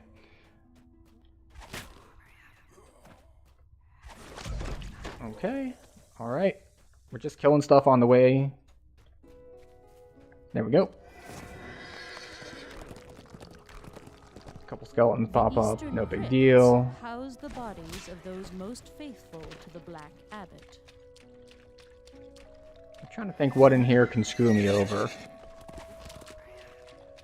Because it is nice that we're now only down, like, 2 levels instead of 3. So we have that advantage because we were able to take 14. But we'll see what, if anything, becomes a problem for us here. The real trick is that these quests are not going to give enough experience in order to get to the next level. So once we hit 15s, we will be right back at being 3 levels down. Fortunately, there are a lot of quests in the 15 to 16 zone. Or maybe it just feels that way because I always run Sharn and there's so much other stuff besides Sharn left over. But with Sharn and Cogs out, we'll have to look at other stuff. Like, I don't normally run the Missing Chain. I almost never run Veil. The hallway ahead screams of death and dismemberment. I'm surprised I took a hit there. I have pretty good saves and evasion, so...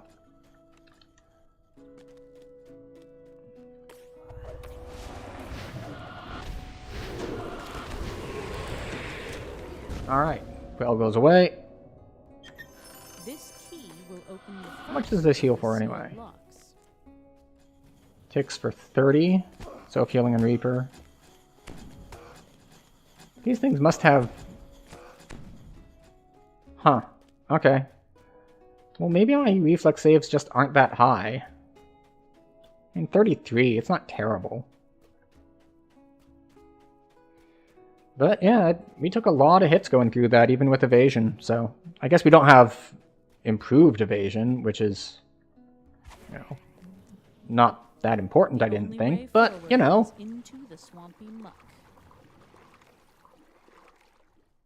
What's on this side? This side is the correct way. Okay. Fortunately, the poison dart trap. Or just dart trap? Maybe not poison at all.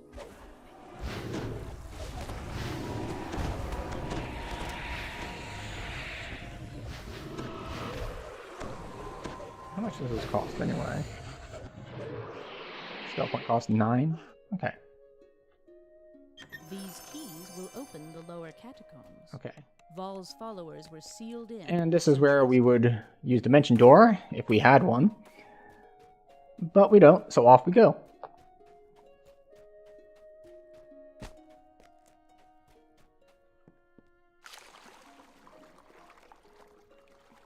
What's on this side?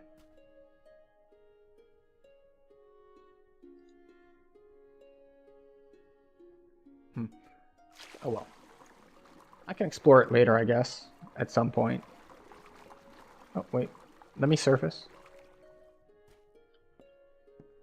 Okay. We'll just head forward in the quest. Because there's clearly something else there on the map. I just don't know what it is. Or how to get to it. But I could have put on my search goggles and maybe found something. The seal shudders and opens the depths of the temple. Dank, a voice echoes in your mind. Summon forth the Quell Seal Keeper and meet your death. The Quell Guardian launches its deadly assault.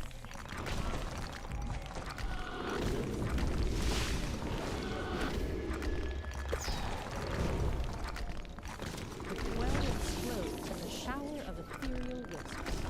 The catacombs are open. There we go. Unfortunately, we did get a cursed wound. Oh, good. Panacea does remove curses. So we will be able to heal. Lost in prayer, the high priest bows before the altar to vote. Alright. Let's see if we can recall the way to get through here.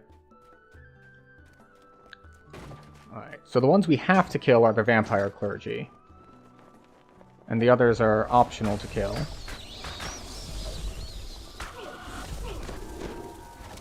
There we go. Vampire clergy. Vampire clergy. And we get to destroy some of those. We've got shadows. We've got bats. This is the optional, I think.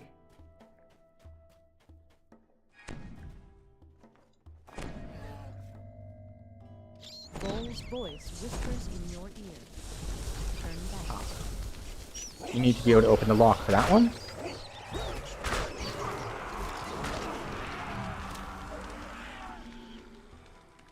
So, I can't open locks, so we're skipping.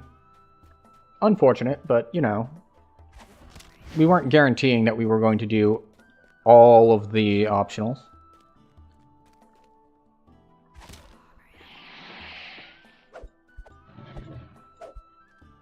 I could have sworn that there was a vampire clergy in there. There we go. That one's dead. A statue to the Lady Vol, lit mistress of these vampires. Okay. That goes on that. And there are more over here. There we go. At least we're getting some of these. And by some of these, I mean the souls. Knight of Vol, put a dot on. Fear Reaper, this is fine. Oh, there's a priest over there. Put dots on him. As you cut through another vampire, you feel a rage begin to slowly build in the catacomb. The visage of the lady grins from the ceiling. Hello, Plague Reaper. Would you like to come fight me? No? You want to just stand there and die? Okay. I can help you with that if that's what you want. I am more than willing to indulge your needs. I still don't get what the purpose of potions of paralysis removal are. Like, if you're paralyzed, you can't move. You can't drink potions. So, what? Like, in pen and paper, if you have a potion of paralysis removal, you can pour it down the mouth of someone else who's paralyzed, but I don't think DDO allows you to potion other people. Or at least not in that way. Like, you've got the admixtures that certain classes have, like Artificer and Alchemist, but that's not really the same thing. Oh, there's a Family Reaper here. Where did you come from? Did you come through that wall? Huh, weird. What's in the box? Nothing. Okay. Hopefully I didn't miss any vampire clergy.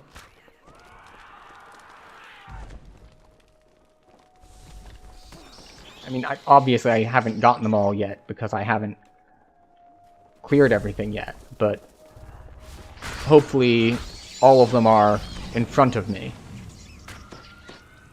Oh, there we go. One left.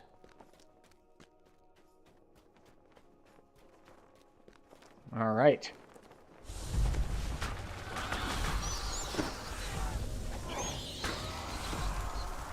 A visage of Vol flashes as you blink. Come to Excellent. my altar, she says. Just in time.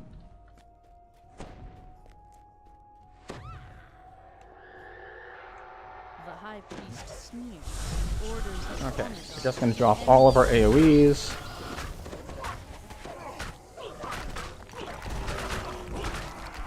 This one, as the and last that one, and oh, and they're dead. the high priest Okay. congratulates Well, they're, you against the abbot. that was a bit of a letdown. They didn't live long enough to do anything. Alright, well, that's one down. And it brings us up to rank 67, so there's that. Now it is time to try to remember Inferno.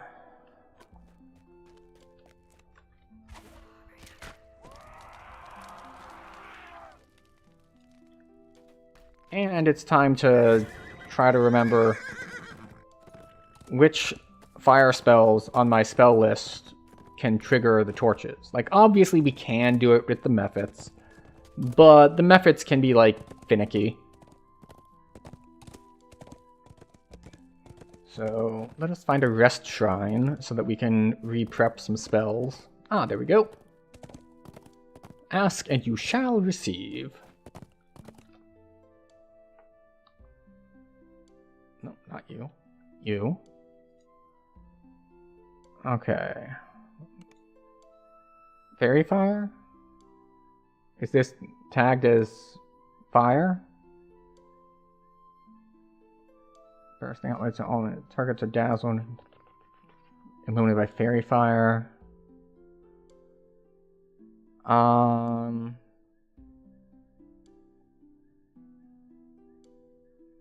Maybe?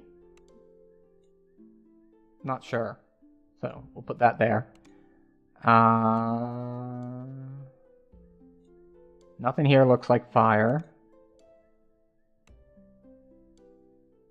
No.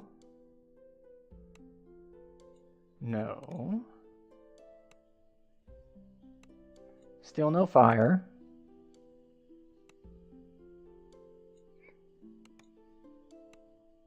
Okay, so we do have Produce Flame as an SLA. So hopefully one of those two will be able to light torches on fire. And we, of course, have Ice Storm for putting the flames out.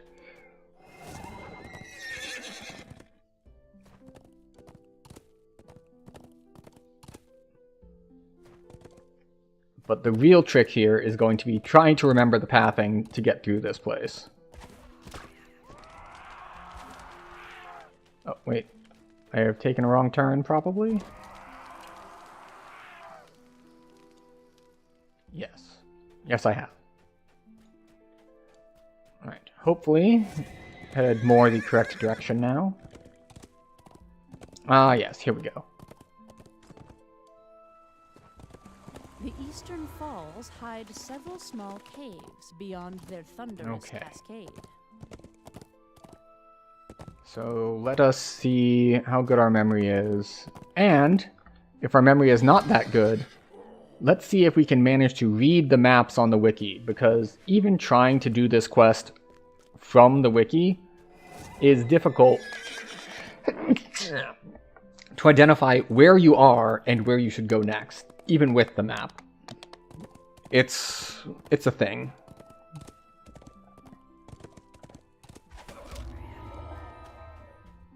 All right. Heat rises from the menacing entrance to the Inferno. Inferno. Of the damned.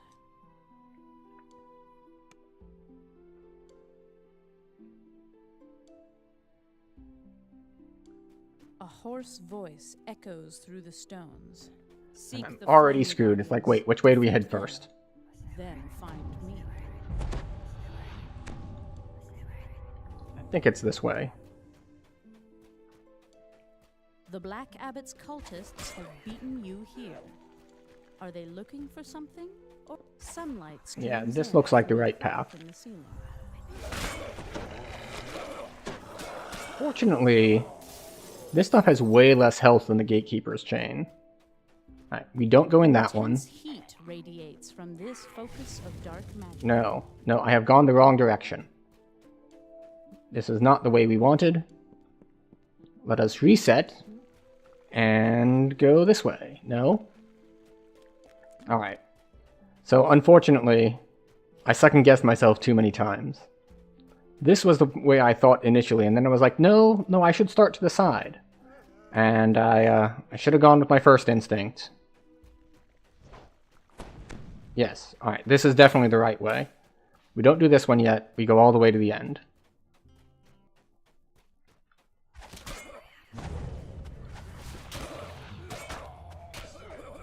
Music has stopped.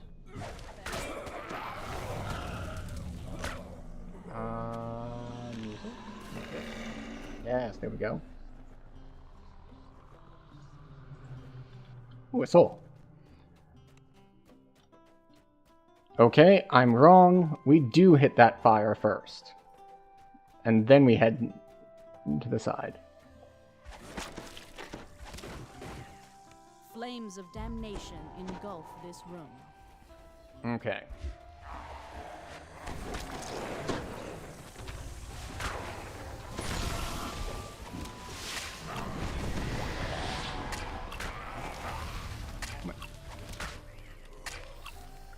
Oh, you know what? I should probably put on resist fire.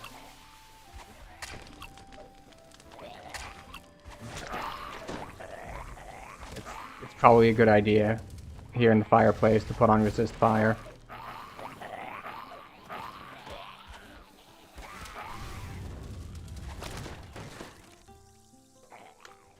Okay. Then we come up this way. And we need to light these on fire. The Guardian goes as the flames do. He will not burn unless they do. Oh.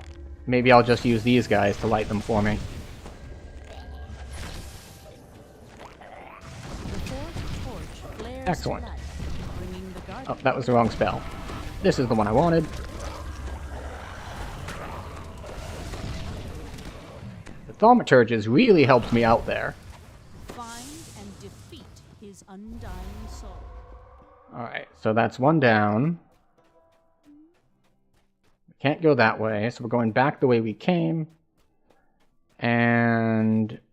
Alright, so we come here.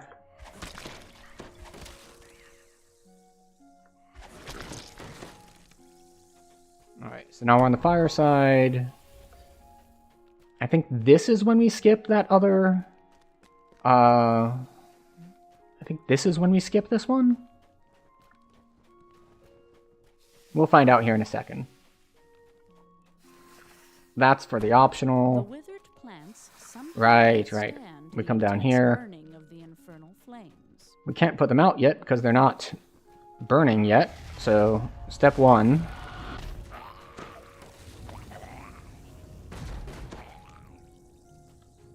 Yeah.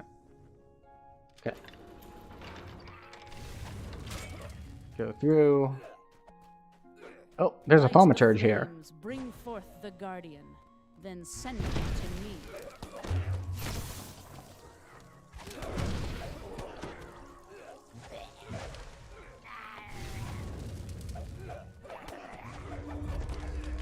Please cast fire at me. Not lightning. Thank you. How about now?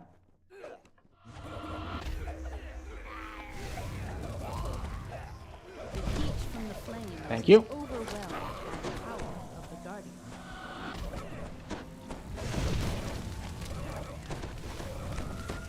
Go. Lives even in death. Destroy All right. what remains. Now we need to hop back to the other side in order to actually put these fires out. And then we go up? The Guardian awaits your soul. No, we have to go back through to the other side again. As the last green flame flickers out, the husk of a burnt-out elemental appears and attacks.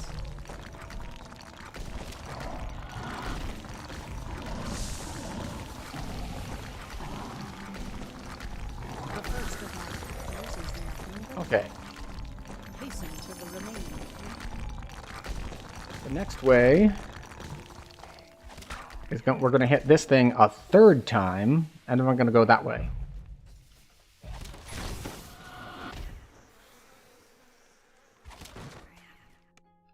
Okay, and we go this way.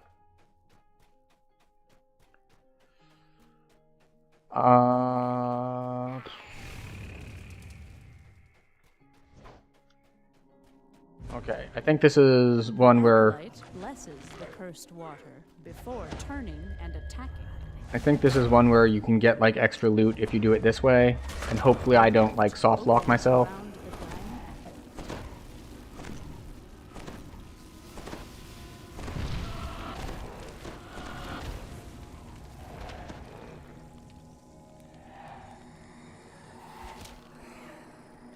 Okay, I think this is one of the optional chests that can contain some of like the... what are they called? The hallway continues unabated through the flames. I think we go this way. Flames crawl high. This wall is curiously devoid Go. of flame. Okay.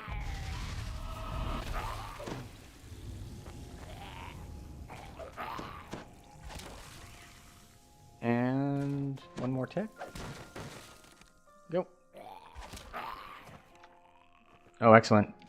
I didn't realize I was out of temp Torches health. lie cold. They crave the heat. Okay, that's not what we wanted. How about this one? Oh, excellent. It does work. How about produce flame?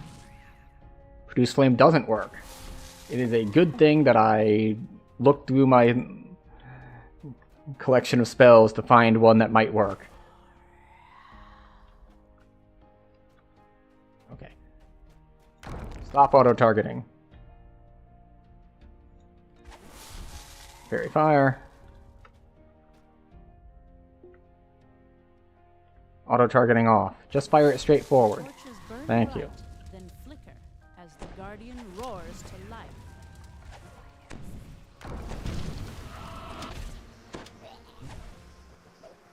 Okay. The guardian is fallen, but his soul is not. Okay, so we need to still go kill him on the other side.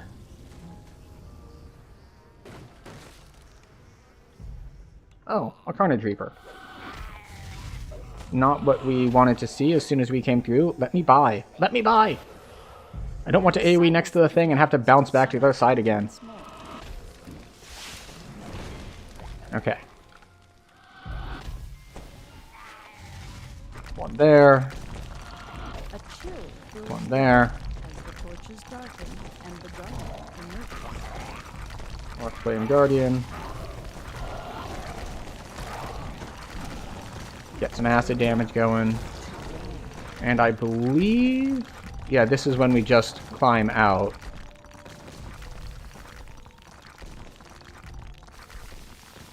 And... This way?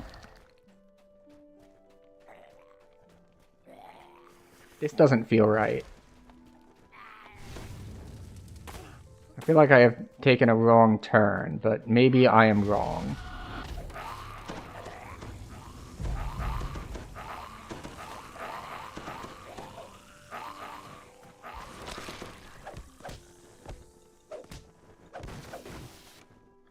Like, I'm pretty sure I have to hit that one, but for some reason I thought I was on the wrong step, and I shouldn't be hitting it yet. But maybe I am wrong.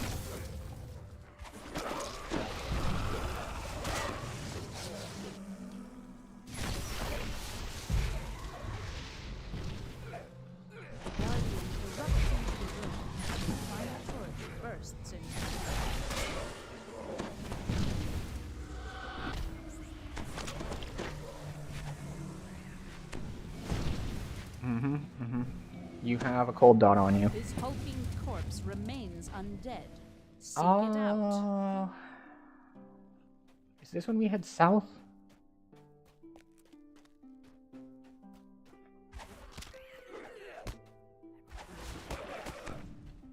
Wards sleep in this chamber. Its west entrance collapsed and ruined.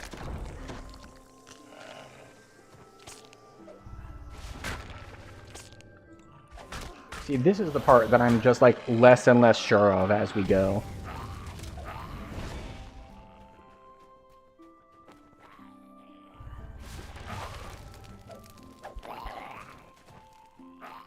Like, what's over here?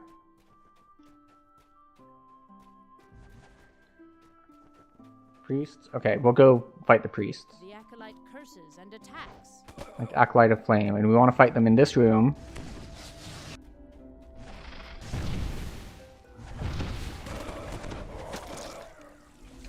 Okay. So now we're on this side.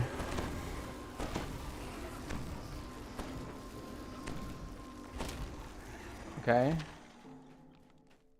What's this direction?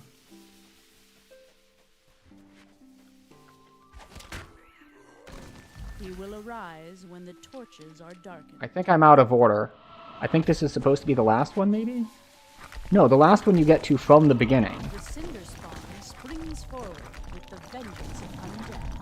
How do I get back to the beginning?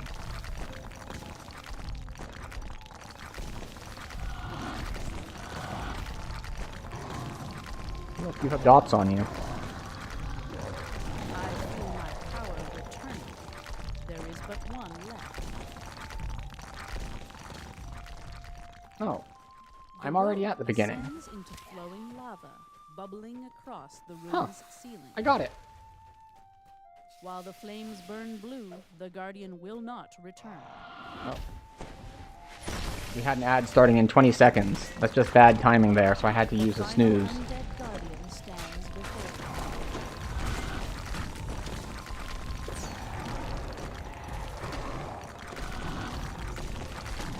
Which is unfortunate because the problem is Twitch only gives me a limited number of snoozes per stream.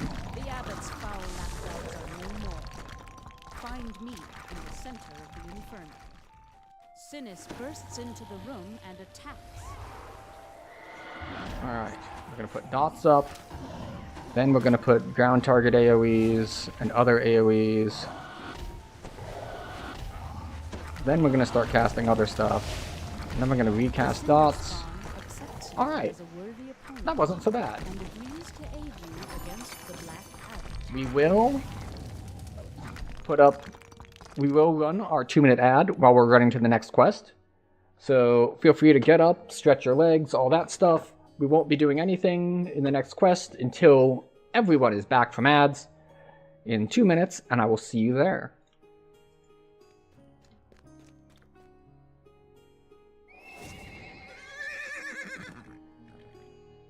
So yes, it is unfortunate that we had to use a snooze to gain ourselves like 2 more minutes instead of the total 5 that it can give, but that's just what happens when you're running slightly longer quests. It's harder to weave in where exactly to run ads.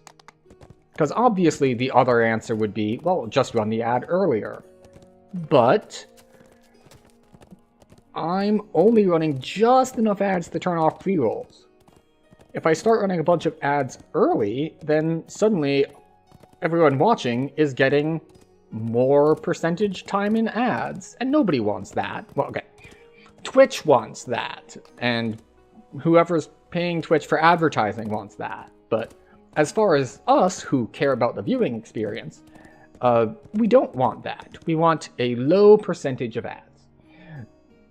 So I actually looked at my stats the other day, and my average ad time per hour is 3 minutes and 6 seconds. Which I think is pretty good, given that the minimum I have to do for Twitch to give me what I want is 3 minutes exactly. So I'm doing pretty much only as much as Twitch absolutely requires me in order to turn off pre-rolls, and no more. We are running as few ads as possible on that front. So we've got that going for us, which is nice. Now, the main thing in this next quest is we need to remember to bring out our hireling. Our hireling, of course, is what we're going to need at the end to pull levers and see if we can do that. So, step 1, beginning of quest. Summon hireling. Now that everyone's back from ads, we just zoned into the quest. The timing works out quite well, in fact. You, passive, stay here. You are here solely to pull levers for us at the end of the quest. And by pull levers, we mean activate runes, but same difference. Zombies shamble down the west hallway. So let's prodded see. along by apprentice I don't know if I remember the The nauseating fast, smell of rotting quote-unquote, death fast route here. soaked into the wall. Carcass eaters But dine we on will body see. parts deemed unsuitable for use. All right. The stench of refuse. We'll pop these up. Stuff will die in a couple seconds. There we go. And off we go.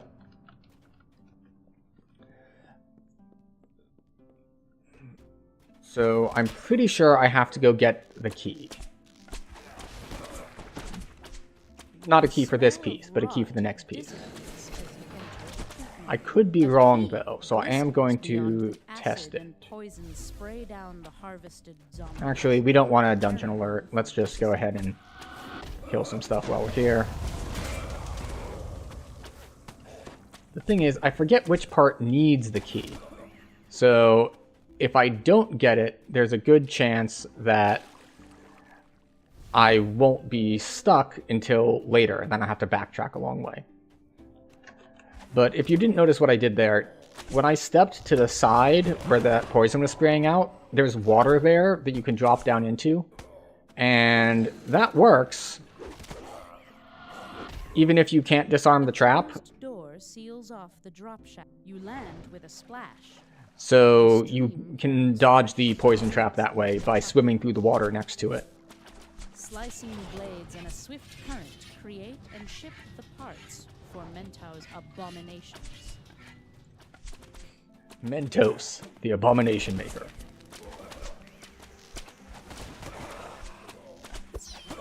Oh, that's not what I wanted. I wanted to do that one. And we don't care about that. We're just going to head down here. The air feels hotter and denser as you descend Yeah, that's what I deeper thought. into the laboratory. A heavy locked door stands to the north.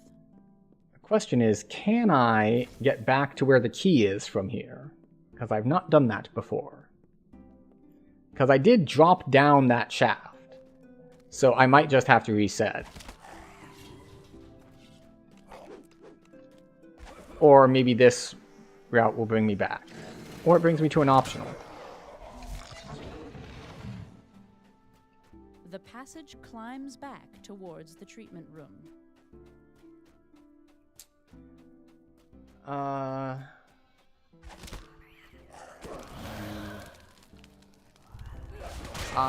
do not speak that language. Silicon Titan. Unfortunately, while it would be beneficial for me to speak more languages than I currently do, there are a great many that I do not speak. This passage leads Opo behind the Meneiki treatment room. is not a familiar phrase to me in any language that I know.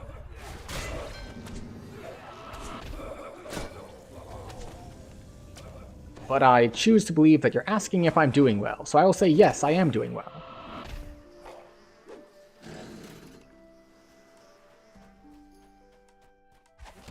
Off we go.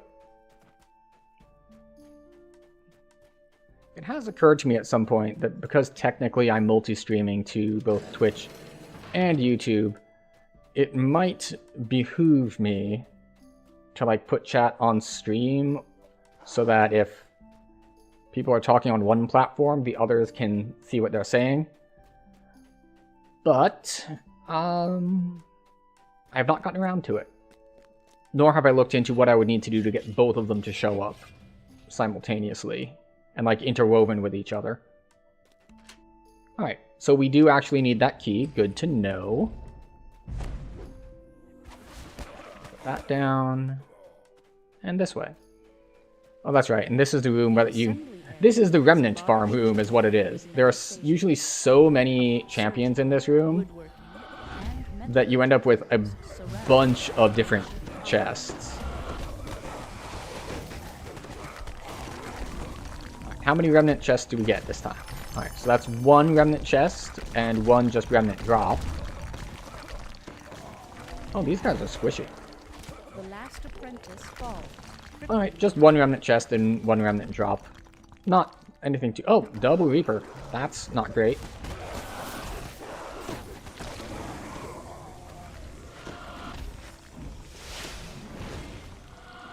Okay. Moving on.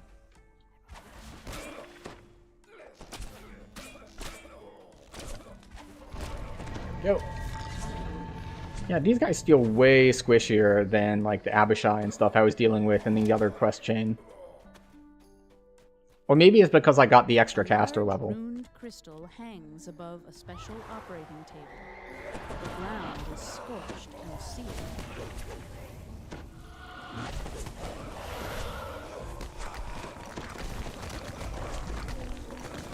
The flesh golem crumples to the floor. The wall goes down. Okay, so we got 2 remnant chests here.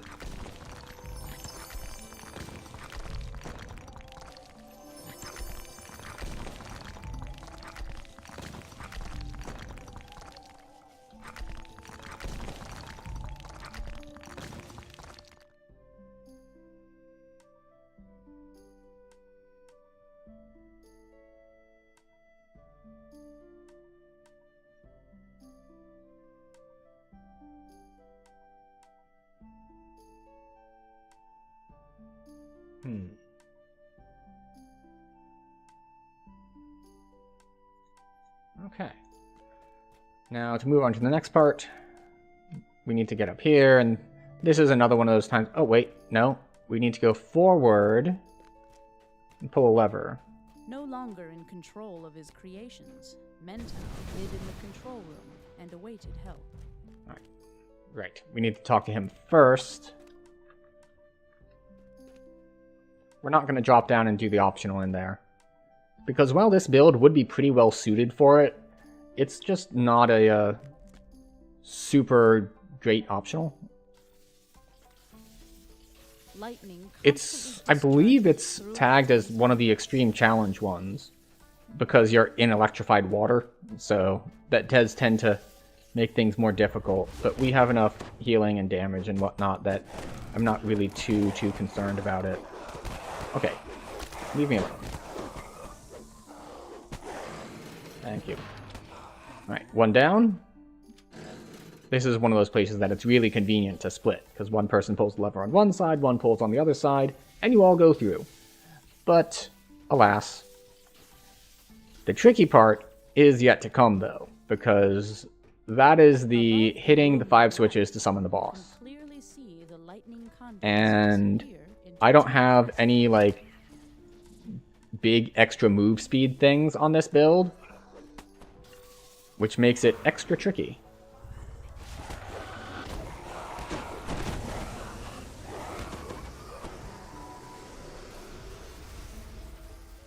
Where's the lever? There it is. So hopefully we can get the hireling to pull 2, and I will pull 3, and it'll work out for us somehow. The lightning machine is open.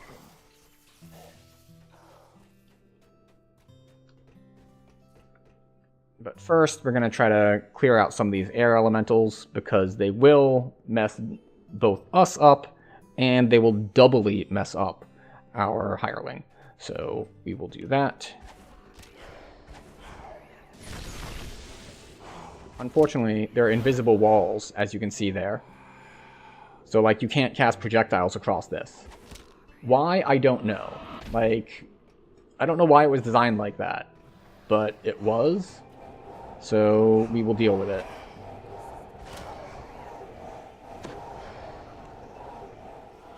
Because they're in line of sight, because you can cast just random targeted spells at them, but projectiles are blocked.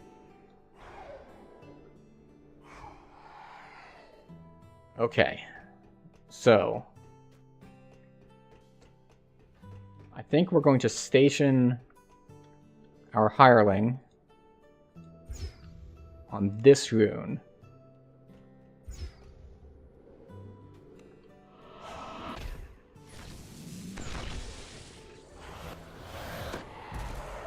That was the wrong spell.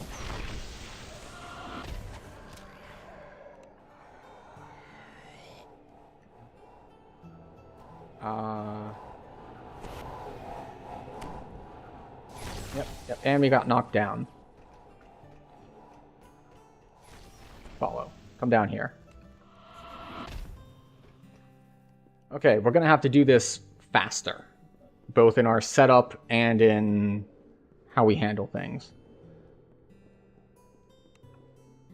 Unfortunately, I do not have a lot of, like, fast. It's just like, quick, kill that thing.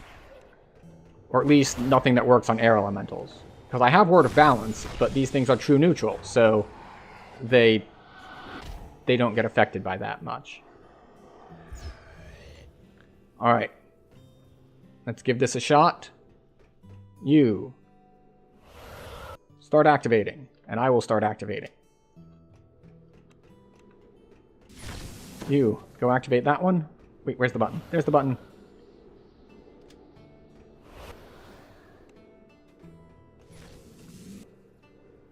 As the lightning Hey, machine first shuts try. down, its true source of power appears.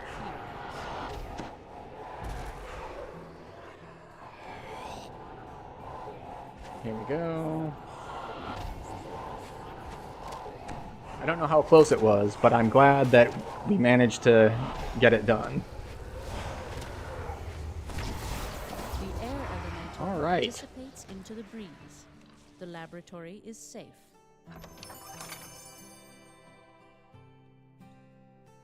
And our bag is full. Okay. Well, what can we get rid of? We can get rid of sigil pieces, because I already have a complete sigil. And we can go here, and we can drop random, like, throwing daggers and stuff.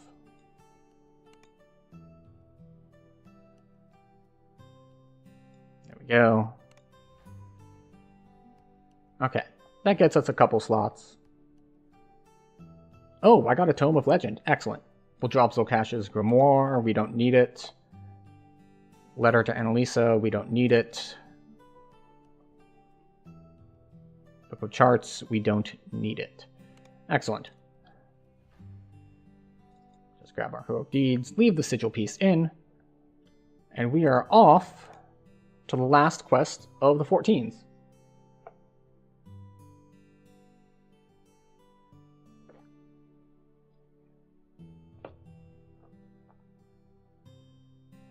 Scorch marks stripe the Fleshmaker's laboratory. Alright, so the trick with this one is you have to kill the two guys relatively close to each other. So my current strategy that I'm thinking to employ is I will clear down to the second one, kill it, and then run back up. And the reason I want to do it that way is because that way I won't have to kill stuff between fighting one and fighting the other. It will, of course, be slower because I have to run back and forth a bit, but I don't consider that too big a penalty in order to increase my chances. Also, because I don't remember if they are red or orange named. I think they're just orange named, but if they're red named, then pulling Dungeon Alert, going from the first one to the second one, just trying to rush to them, would, of course, make them much slower to kill. So, we don't want to do that. So we'll clear first, and then, after we clear, we will try to see what we can see about doing other things.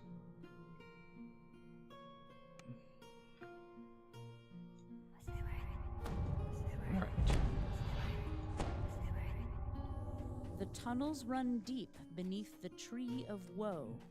Moaning lost souls call out to you. Yeah. Several philosophers mull curiously.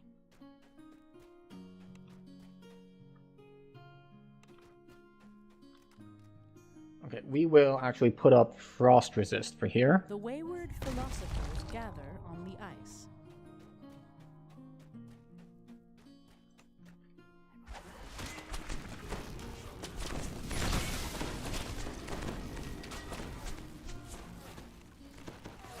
Where's the Fear Reaper? There we go. Whoa, wait a second. I thought that wasn't supposed to collapse until you killed the guys up top. Must be stopped. Free me. I can. And why is nothing following me? There we go. Where is the Fear Reaper? It's just on a ledge up there? Fine. I will move until it comes to me.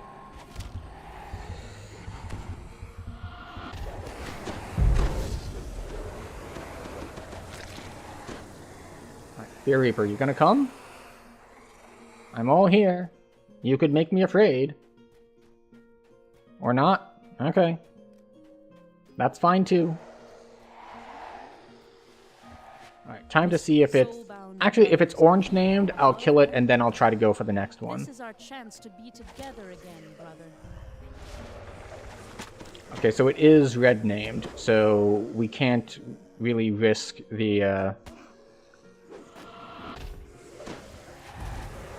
screw it, we'll risk it. Worst case scenario, we have to use up extra spell points, and that's not that big a deal.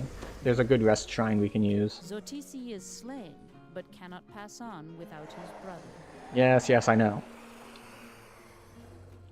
See, this feels so slow without, like, a haste boost or something to get between them. Ah, see, and now I've gotten harried, which is the other problem.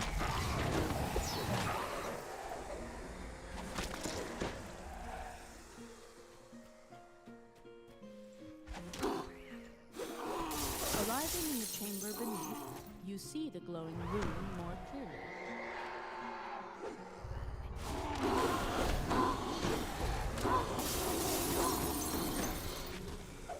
Oh, that was the wrong button, and it takes a lot of time. Urgot is slain, but cannot pass on Okay. without his brother. Now, everything in between here is killed, or at least a big chunk of it is. And so, we can hopefully make this run.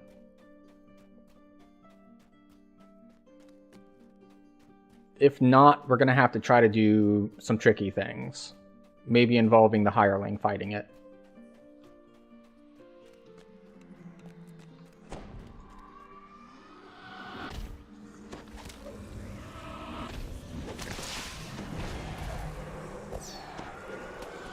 Freeing the soul-bound Okay. brothers from the It was abyss fast enough going opens the depths from of the below abyss to and up top. sends them to the afterlife. So, Together. our original plan worked, which is excellent. There was a bit of a risk there that we took. It's like, well, we know the way that has a high chance of working, but we might as well do the low chance of working way, because it doesn't really cost us anything besides however much mana it cost us to kill the first brother the first time, which is not a concern. We have plenty The familiar of leftover voice mana. calls again, louder and clearer. You are close. Come to me. Alright, off we go.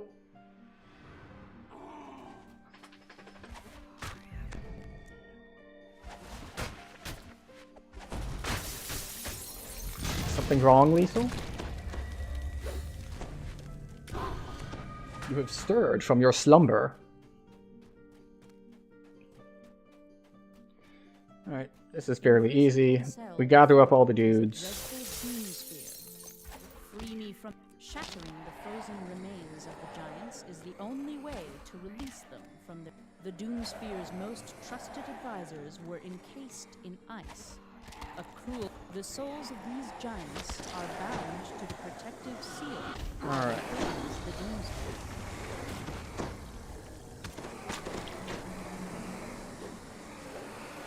The first soul has been released.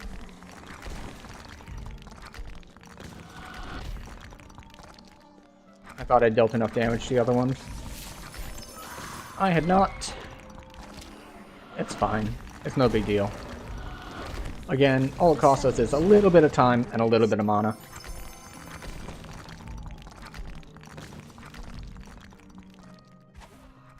The ghostly beholder addresses the ice crumbles under your feet. Okay, as the so traitorous doom the spear biggest problem attacks. here is if I get severely drained.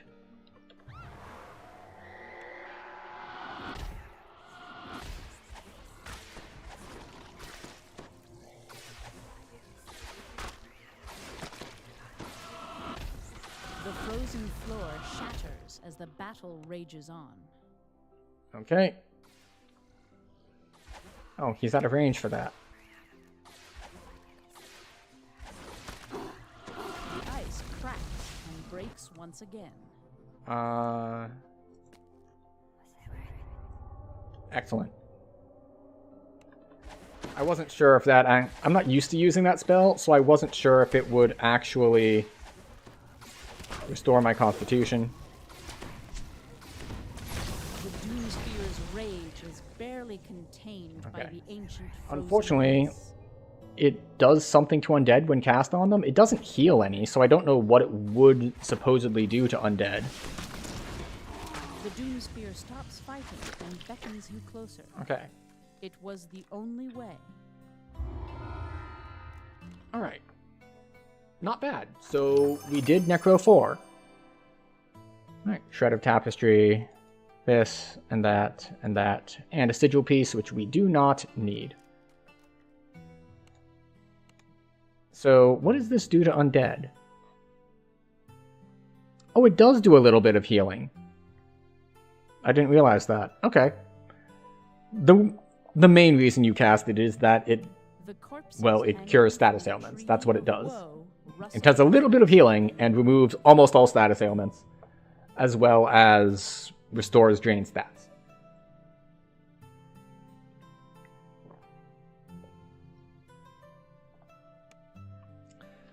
So let's just double check, because I think that was the last of the 14s we had to do. So let's look at 14s. And remember, we are skipping Rage, and we are skipping Giant Hold. So, let's see. Rage, Giant Hold, Rage, Giant Hold, Rage, Giant Hold, Rage, Giant Hold, Giant Hold, Rage, Giant Hold. So we are done with level 14 quests. Which means we, at level 14, will be moving on to level 15 quests. What does this mean for us? I don't know exactly. So what is this exactly? Let's see. Thorn Bolts do extra acid damage that scale with acid spell power. I don't know how strong this is supposed to be. It's a weird thing. Conjuration, Evocation. Like, we'll try it. I'm not super convinced that it'll be great for us, but sure. And we'll go with acid, I guess. I mean, I could go poison. I have more negative spell power, don't I? Let's see. Acid, 252. Negative, 256. Basically tied, but acid has higher crit. I don't know what crit rating this uses, but... I mean, I guess the downside of poison is more stuff is immune. We'll go acid. Acid is just better ease of use. So I guess we'll start putting points in here now. Or putting more points in there, I should say. And the reason I say acid is easier to use is because we already have acid immunity stripping on acid spells. As opposed to, for poison immunity stripping, we need to specifically cast the poison spell. Which is just an extra spell to cast, and just don't want to deal with it. So, the next order of business is, of course... Well, okay. The very next order of business is to clear bags. But after that, we're moving on to level 15s. Which means we need to take a look at which 15s are available to us.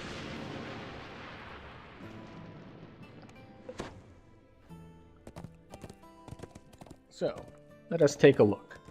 Because we're not doing Sharn. And we're not doing Cogs, because we always do those. So let's see. We have the Wayloon pre-quests. I haven't done those in a long time, so we're definitely going to do those. There's Search and Rescue. We could actually do the Search and Rescue optional if we wanted to, just because I don't remember the last time I did that either. There's Teth-Yamar. We almost never do Teth-Yamar. So we've got a lot available to us. Oh, and Veil is level 15 as well. So, and I almost never do Veil either. So we've got a lot of options to us here as far as that is concerned. What else do we have? So we've got Missing, we have Teth-Yamar, we have Veil, we have the Wayloon pre-quests. Let's see. Delirium. These are still on the chains that we already mentioned. Of course, there's the individual ones like this Acid Wit. And yeah, okay, so we have multiple chains that we can do at 15. Acid Wit is another one that I haven't done in quite some time. But let's make some bag space. What is Atonement anyway? Greatsword? Holy and Intercession Ward. Not useful. Does anyone have any opinions on which of those chains they'd like to see first? Because given what time it is, we will probably not do a full chain tonight. But we can get started. Do-do-do-do-do-do-do. Clearing bag space. More bag space. Scroll, scroll, scroll, scroll. Yep, all that goes away.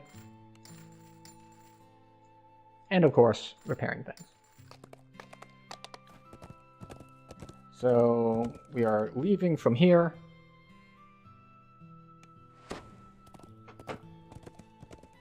Actually, let me double check what this said. Is it specifically Splinter Bolt and Thorn spells? So does Spike Growth count as a Thorn spell? Or is that only Thorn Wave and Thorn Bloom?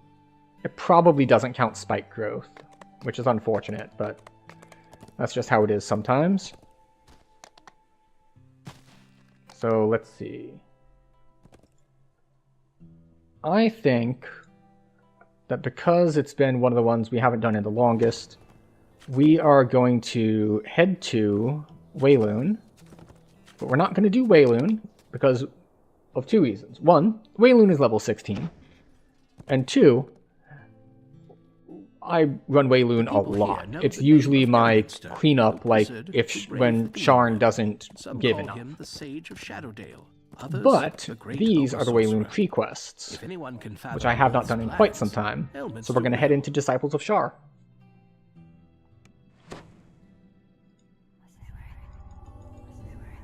And we'll see how much of these I remember, because I know that there is a bit of a lever puzzle here, and that there is also there's at least one like branching path thing to worry about, but we will figure it out. Worshippers guard the mouth of a deep cave.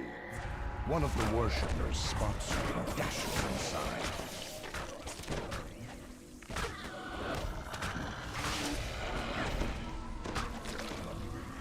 Okay, so what have we noticed? Well, first thing we noticed, these guys have a lot more health than the chain that we were just in.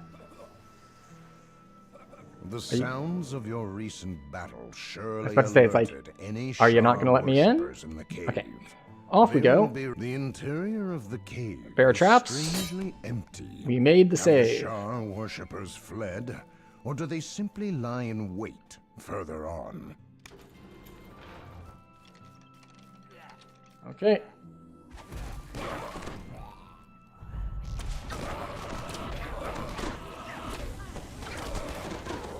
Is this also a thorn spell? Grasping Thorns. Yeah, 6k on these guys.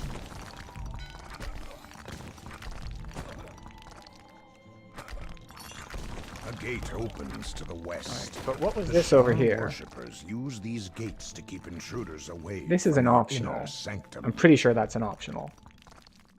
Either that or it's the way forward that I just opened. But I think it's an optional. Nope.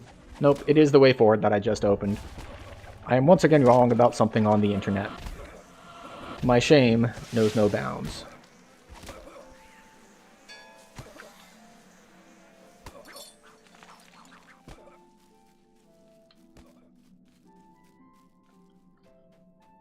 Alright, off we go.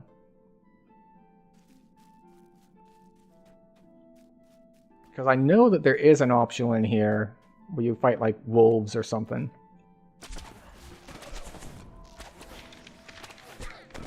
That's not what I meant to do. I meant to do this.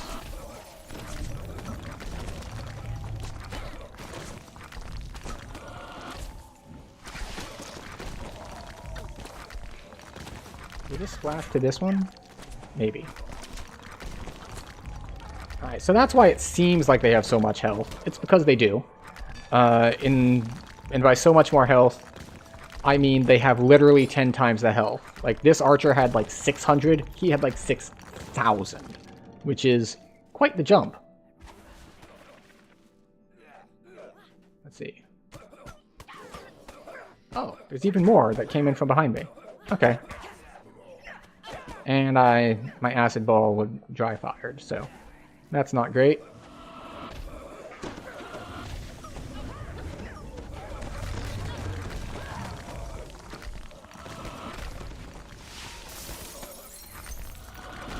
Okay, alright.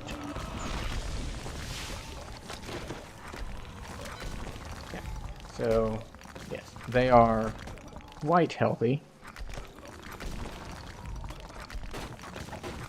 We'll go grab this soul, just in case.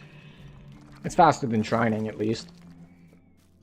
And we've got wolves. Carnage Reaper. Off we go.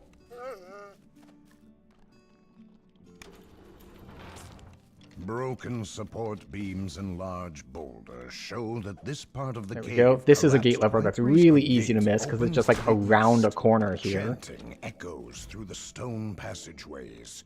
Hail Shar! The shadow will protect us. A gate opens to the east, and the chanting grows louder. To the east, you say? Hail Shar! The shadow gives us power. You know what else gives power? This Leveling up. appears Have you to be considered used leveling for up? Shar worship. The strange artifact in the center of the chamber is unlike anything seen in Cormir. And there are two here. One is an Archon. So they're just super spongy. You have captured enough disciples for interrogation purposes. Though, of course, the magistrates will be grateful if you capture more followers. So I have of captured Shadow enough. Goddess. Can I interact with the orb? No. That is not an interactable orb. The disciples surrender to you, and the magic barrier. Yeah, they if you don't go create to the side and kill them, fades. there's a barrier here and you can't do anything about it. We're just going to skip these guys. And by skip these guys, I mean we're just going to lead them over here.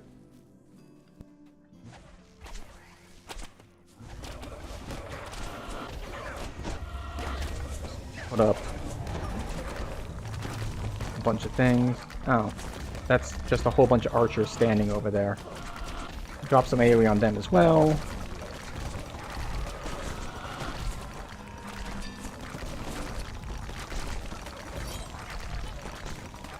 Okay, very good. Okay, there it is. It's like, I know there's got to be a lever here somewhere. How much does this do anyway?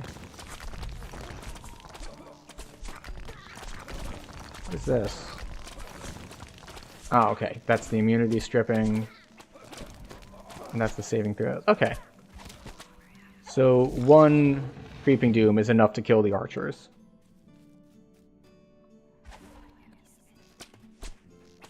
It's funny that I can outrun the Creeping Doom. I wonder if there's like some weird, like fancy playing you can do where you like, you cast it and then you go and do something else to gather stuff up while running in front of it or something weird like that.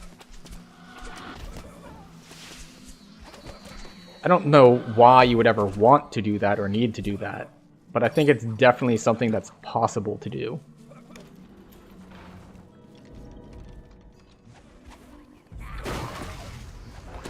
Oh, that splash AoE is actually pretty big. So I wasn't thinking I was going to be using that much, but it might be worth it. Does it have a target limit on it? Affecting every enemy within the area of effect. So, unlike the poison upgrade, which is up to 5 targets, this one is just like, no, it's gonna hit everything. These makeshift cells.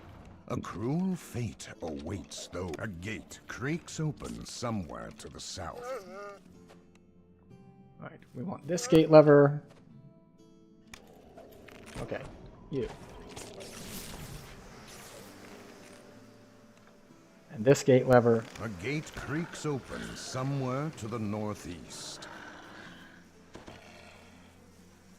Okay, I think that's enough to get us progression.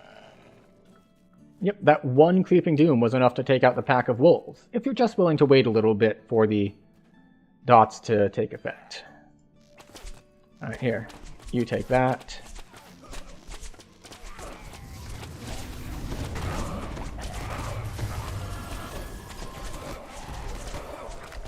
Alright, the Fear Reaper does need a little bit of special attention here.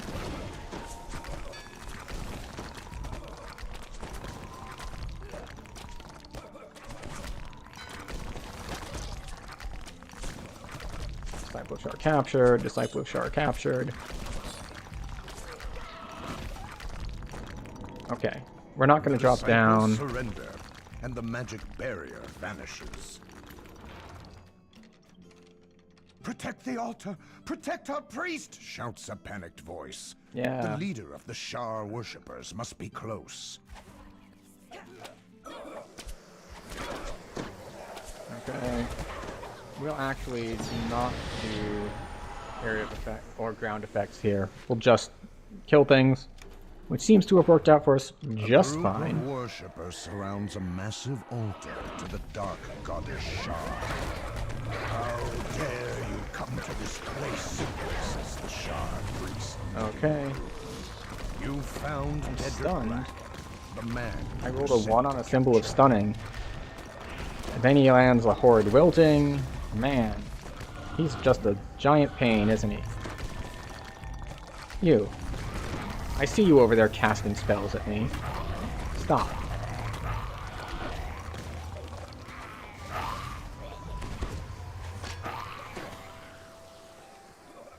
You'll never escape, screams a priestess. Uh-huh. It will rend you limb from limb. She runs to a cage and opens Hello, it. Owlbear.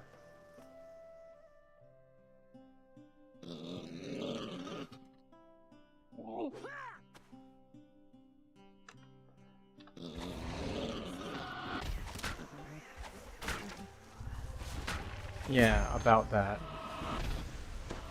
Oh wait, that was the wrong spell. Word of Balance is not going to do anything to an owlbear. It is a completely neutral creature.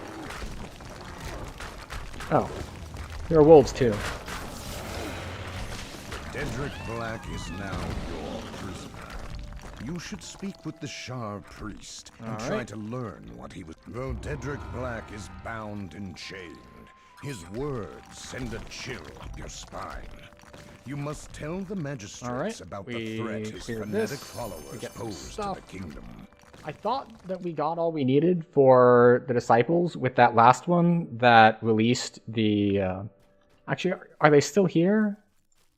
No. Okay, maybe you need to hit them first before the boss if you want to capture them. Or I missed a turn. So, yeah. That does it for that quest, so we can recall out. We got one more point to spend, and we are coming up on an ad break, so we'll do that here in a second as well. And... what is this? This is just DCs, right? Okay. We're going to keep going up this, just because I don't know what else to do, really. Like, none of this other stuff is super compelling. Like, we can beguile. It's like, ooh, beguile. But, yeah. We'll just keep heading up this. But, we don't have enough time to run another quest yet, so we're going to take our 2-minute ad break. I will see you in 2 minutes. In the meantime, I will refill my drink and all that sort of thing. So I'll see you in 2 minutes.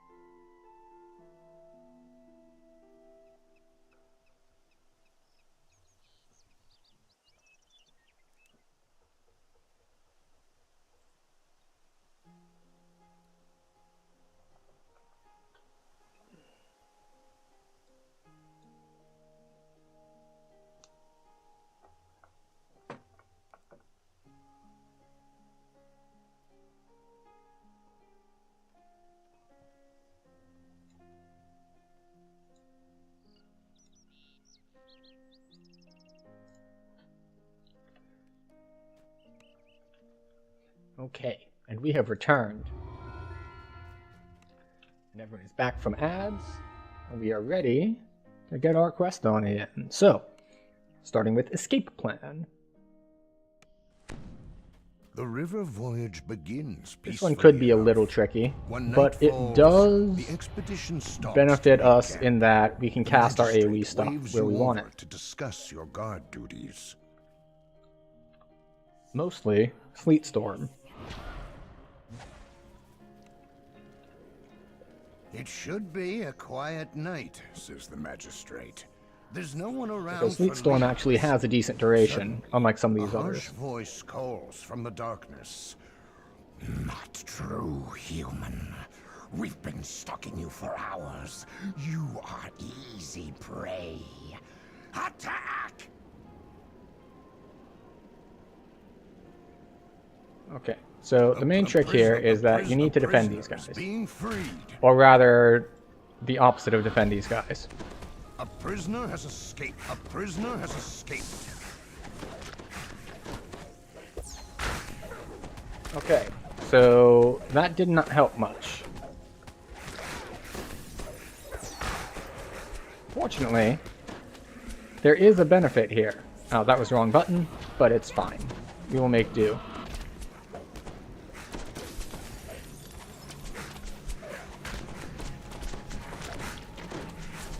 So the trick is that you want to keep them from freeing the prisoners. And the way that you do that is by killing them before they can free the prisoners. But the problem is, I didn't do that.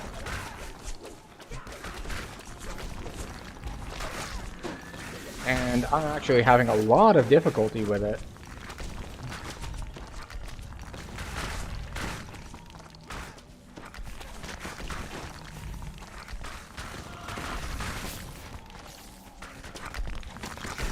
Oh, and they have high reflex saves, so that's not helping me much either. Like, there's so many archers here, it's quite annoying, actually. But if I were on, say, an Inquisitive build, you just kind of stand in the middle and everything, and just shoot everything as it spawns, and it's very simple.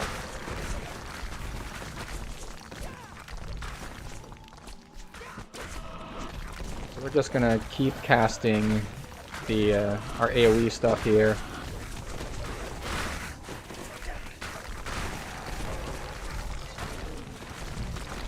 Alright, we got a Plague Reaper. We got a Carnage Reaper that is actually hitting us relatively hard.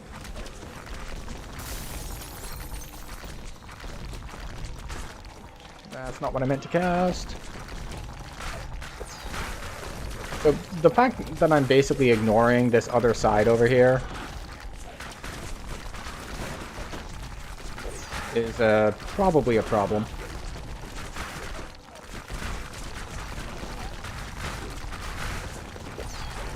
Like, I should be doing a lot more here. I'm just not exactly sure in what order or whatnot I should be doing it. I'm basically banking on the fact that this stuff can't kill me, and getting by with just standing on top of these guys to make sure that they don't do anything.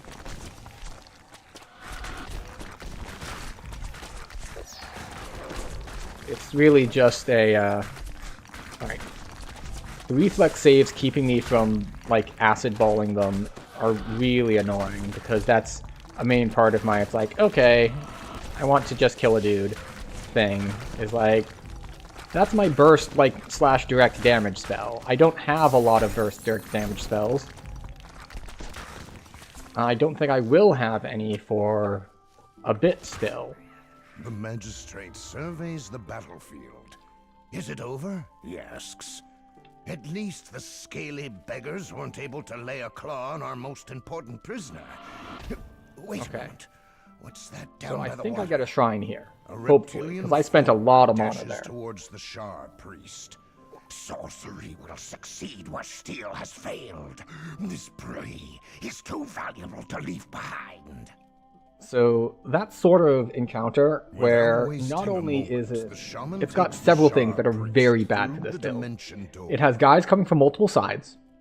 It has guys who will stay at ranged, all the archers, and I have friendlies and guys to guard, which means that even the melee guys aren't going to group up where I can AoE them down as much. Of course. Let us speak. So that is one reason why we struggled a bit there. Now, we could probably strategize differently if I'd realized that it was going to be that tricky for me. Shaman must have taken But the Shard Priest somewhere close by. that is not what ended up happening, so we will not go back and rewrite history. We had a little bit of trouble.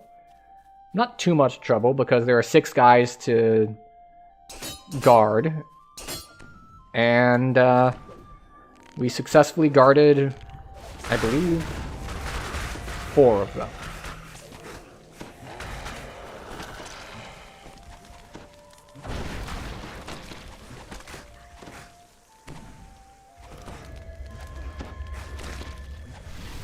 What happens if we cast this on? How much does that do? Basically nothing.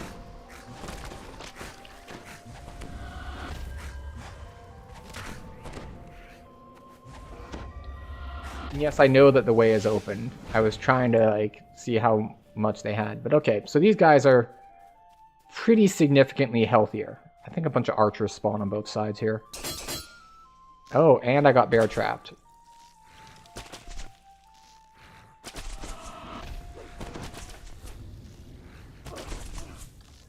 I forget if I need to kill these or not.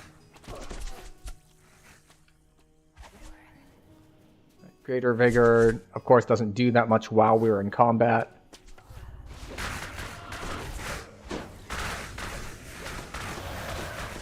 Okay, so we have Reapers. The Plague is the bigger problem. And by its bigger problem, I mean it's the only problem, because the other one died.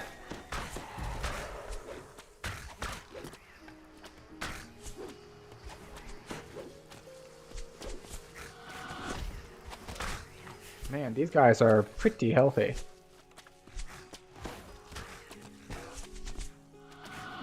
Okay, so it does add a decent amount of damage to Splinter Bolt. Like it does, I'd say an extra 40%, like an extra quarter damage, so like 25%. Which isn't bad. And I do appreciate that I don't need to kill all of the archers to get the way forward. Like, I've killed most of the stuff. This must be the lizard folk camp. The Shard Priest is on the bluff above, still bound with the war wizard's enchantments. There, too, stands the shaman who took him. The shaman is not surprised to see you. Okay. We hunt the same prey. So be it. We are both hired blades, and that is the risk we take. Alright, come on, buddy. Let us find out, says the shaman. Whose gold was better spent? Your paymasters or mine? Alright.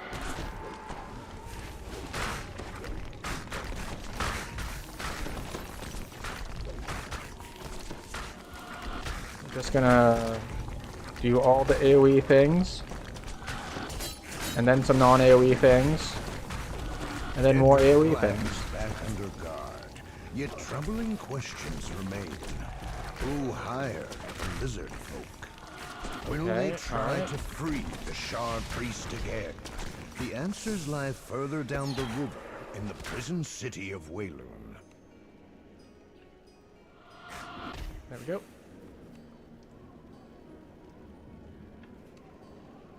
Funny enough that those guys are over there just not attacking. They're just outside of the range, so it does not matter.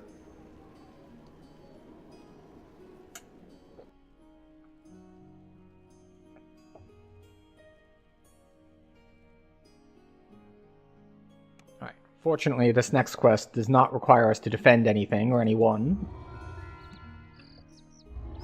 but it is a little bit trickier, partially because, much like the other stuff has evasion, so I have to rely more on damage over time stuff than I do on being able to just throw acid balls at things.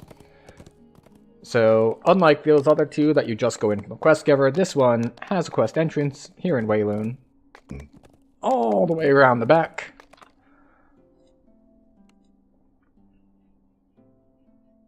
Here, prisoners are interrogated before they are thrown inside. So this is a lot of like shadows and stuff, and unfortunately we do not have what is it?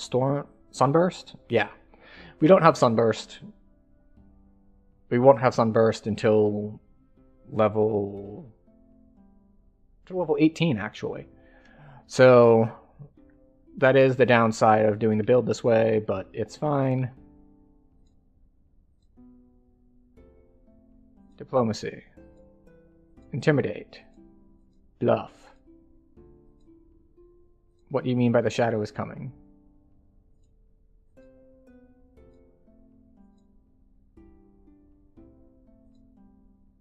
How is it that you escaped? Okay. You feel a wrenching sensation, as if you have been torn away from the normal world. Then, the shadows in the corners of the room begin to move. Alright, where are the rest of the shadows? I thought I was being attacked by shadows. Where are they? Oh, there they are. That was the wrong spell. There we go. Got to get them. Speak with the magistrate again. Secure the dock. Alright, and we're off. So we have to make basically one long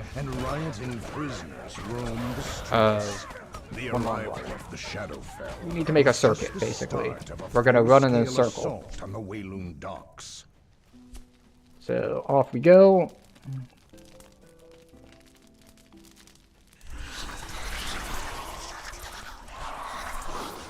Okay.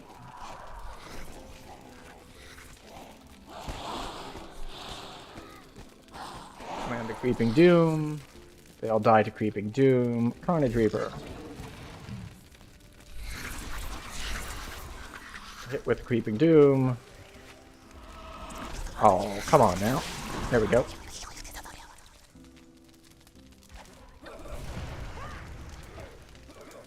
Then it blows up.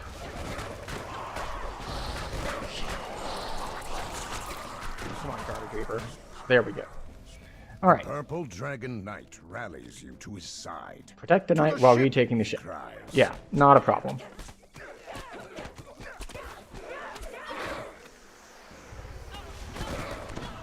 We're just gonna drop big AoEs.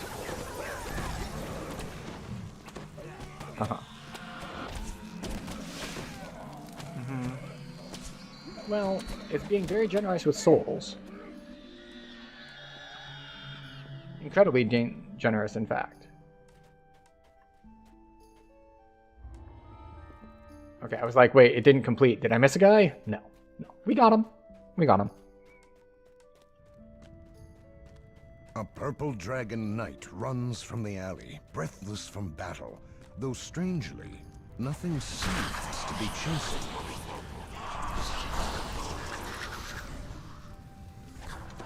Saw some extra dots on the Reaper, so hopefully he dies. Do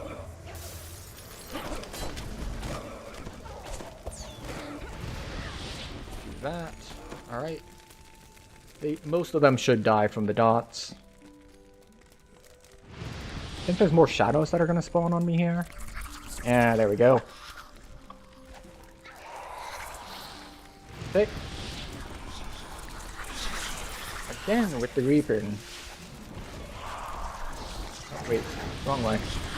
You wanted to go this way, right? Probably?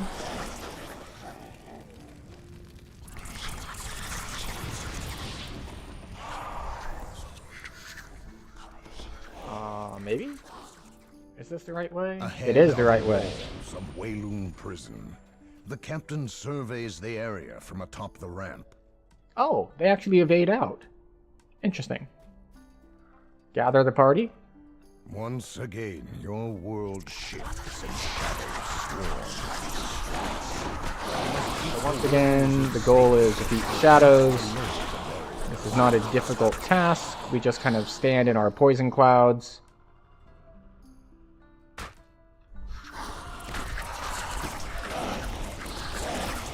Maybe cast a Creeping Doom to speed things up a little bit.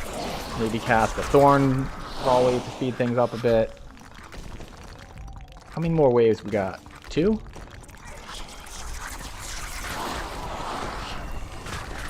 The shadows have super low health. But I think that's balanced around the fact that there's a lot of stuff that can't really hit them well.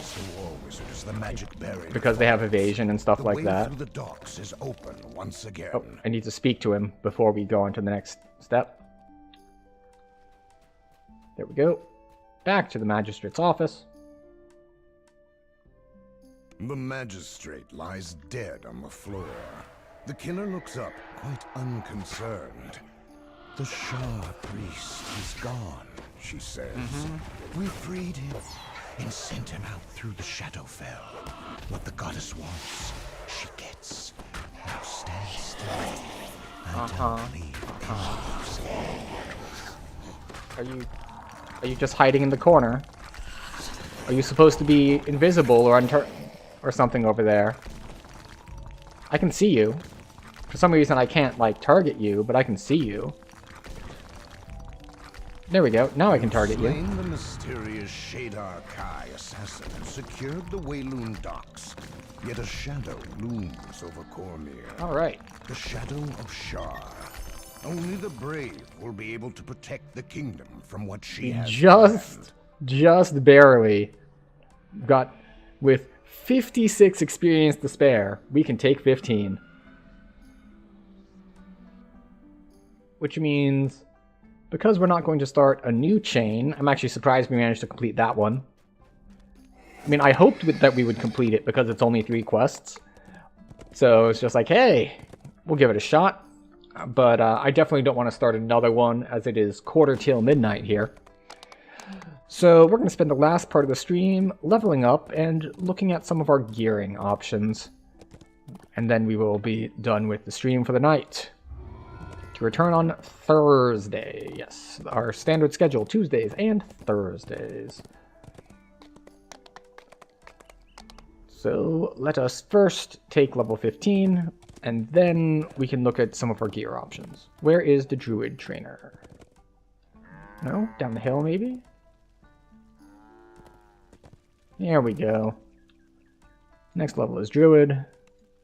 Get the same skills that we've been getting all along. Oh, we got a feat this level. Let's see. Let's see, we already took our Wizard Past Life feat.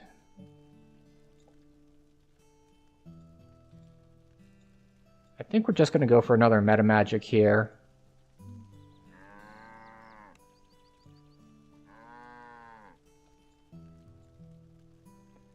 Oh, right. No, we're going to take a Greater Conjuration. That's what we're doing. All right. Excellent. So, we shall now go and look for some things. First things first. What level 8 spells do we have? We have Earthquake. Earthquake is incredibly good for us. We have Regenerate, which is a lot of damage. We have Thorn Lance, which is a big...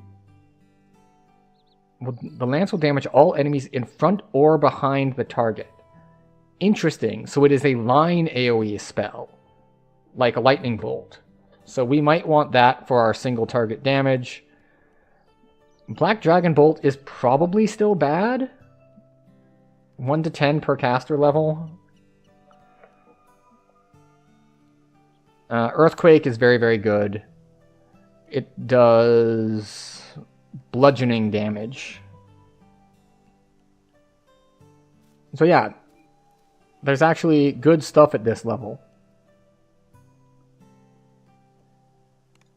And we can't equip it right here because we're not in a tavern, but that's fine. we're going to look at our potential gear. Alright, show me level 14 to level 16 gear in the weapon slot. We have Lilting Song. That is not particularly compelling because we're not doing sonic damage. Alright, so we do have Dusk Lenses as an option.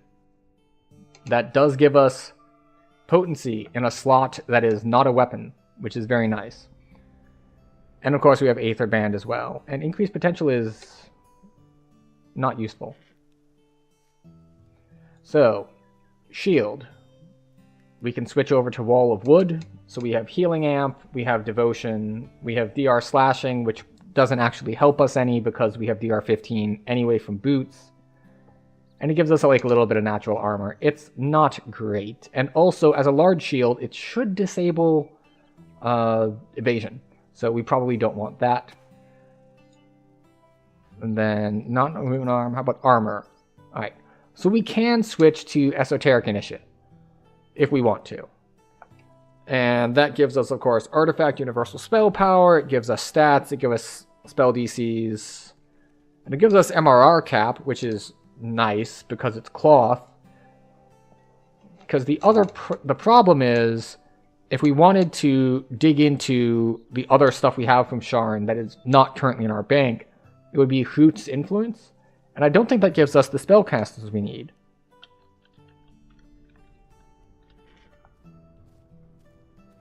Alright, so let's just double check. Hoot's Influence, yeah. Fire, Cold, Lightning, and Positive. That is not what we need as a Blight caster.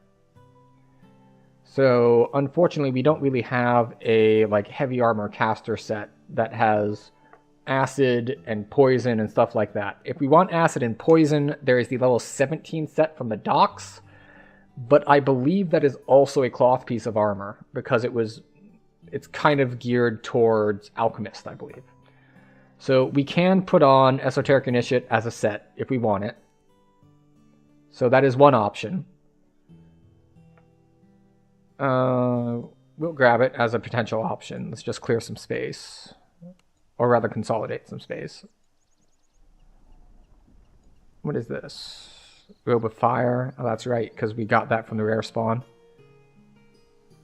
Alright, so here we go. We've moved some space. So we'll grab the Esoteric Initiate pieces, which we have 3 pieces of.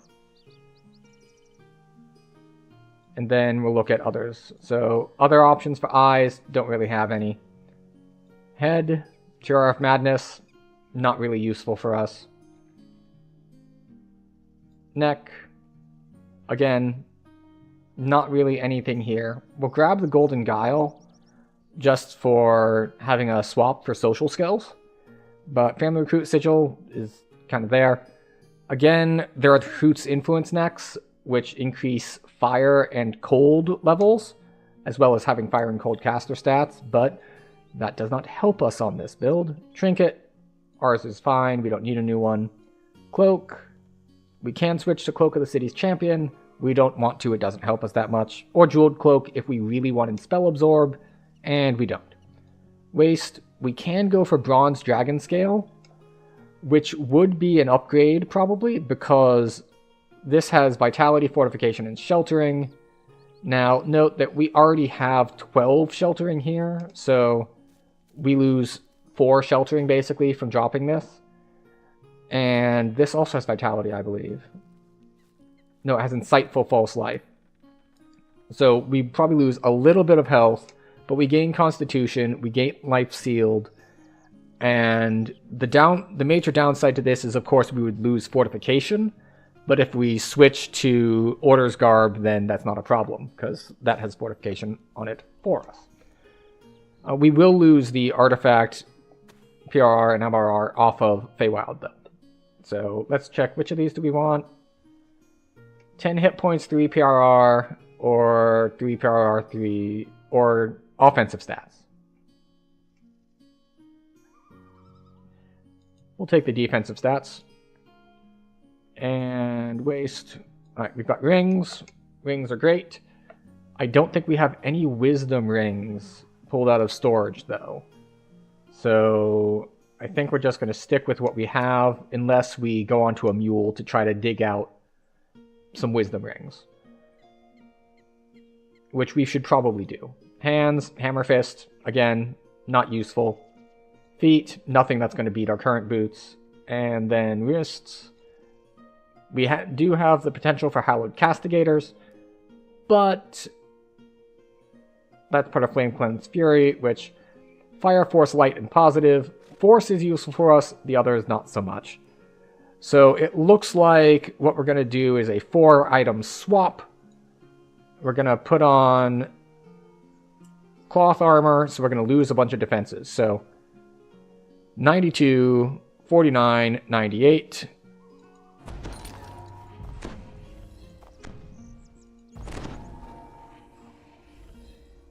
So we lose 12 PRR, 9 MRR, and 4 armor class. In exchange for 20 health-ish, and some fortification, and a significant increase in spell powers. Actually, let's take a look at our spell powers. So we've got 120. We want acid, we want force, and we want poison. Although we don't do a whole lot of poison. So it's mostly acid and force. So 290 acid and 270 force. And then on the other side,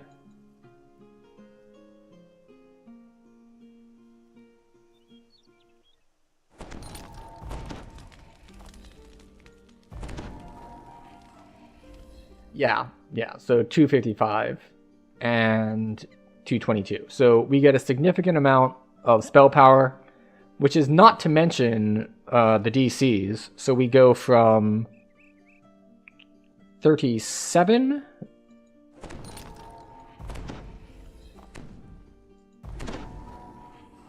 to 38. All right, so we only get 1 to DCs, which is odd. I guess we don't get extra wisdom is the problem. Oh, we do. I guess because we're replacing the thing. So going from 1 artifact bonus to all spell DCs to 2.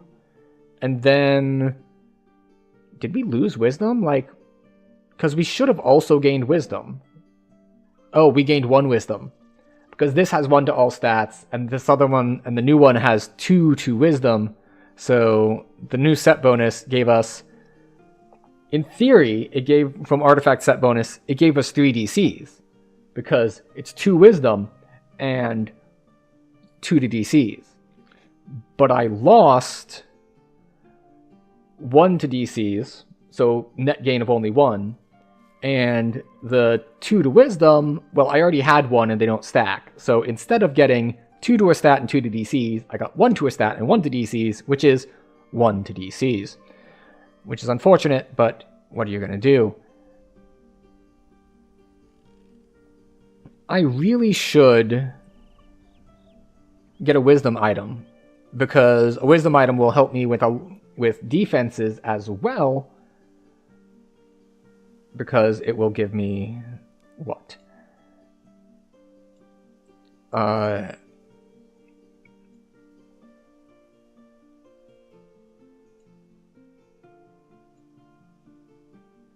Do odd numbers not add the +1? No, they don't. So when you're looking at something like DCs, or like if you're on a melee champion and you have, say, your strength to hit, what you're looking at is this column, the modifier column.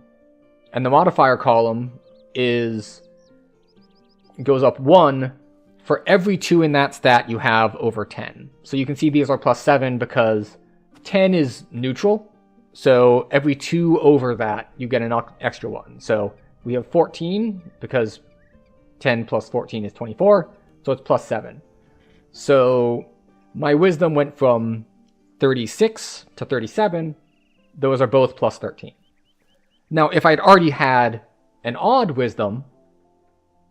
Oh, hi. Yes. Well, no, don't worry. I appreciate the lurking. Just so long as you're enjoying yourself, it's great. So yes, but if I had already had an odd wisdom, like if I were already at 37, well, then you only need to add 1 to get the extra DCs, because it moves it up to 38. But basically, I've left myself a couple slots that I need to fill. I need to get a good wisdom item, and I need to get another weapon, because now I have potency on goggles, so the potency on goggles basically overrides the Barovian Scepter. I will lose 18 spell sight, but that's probably fine. And, you know what? We'll just go ahead and check it while we're on stream. We'll swap over to... Yeah, it's solid. The trick is that we just barely took 15, and we're in level 15 quests. So we are still 2 levels under, thus the stream title. But we want Sharn BL, which is Sharn in Borderlands, which is basically all the gear from 15 to 21.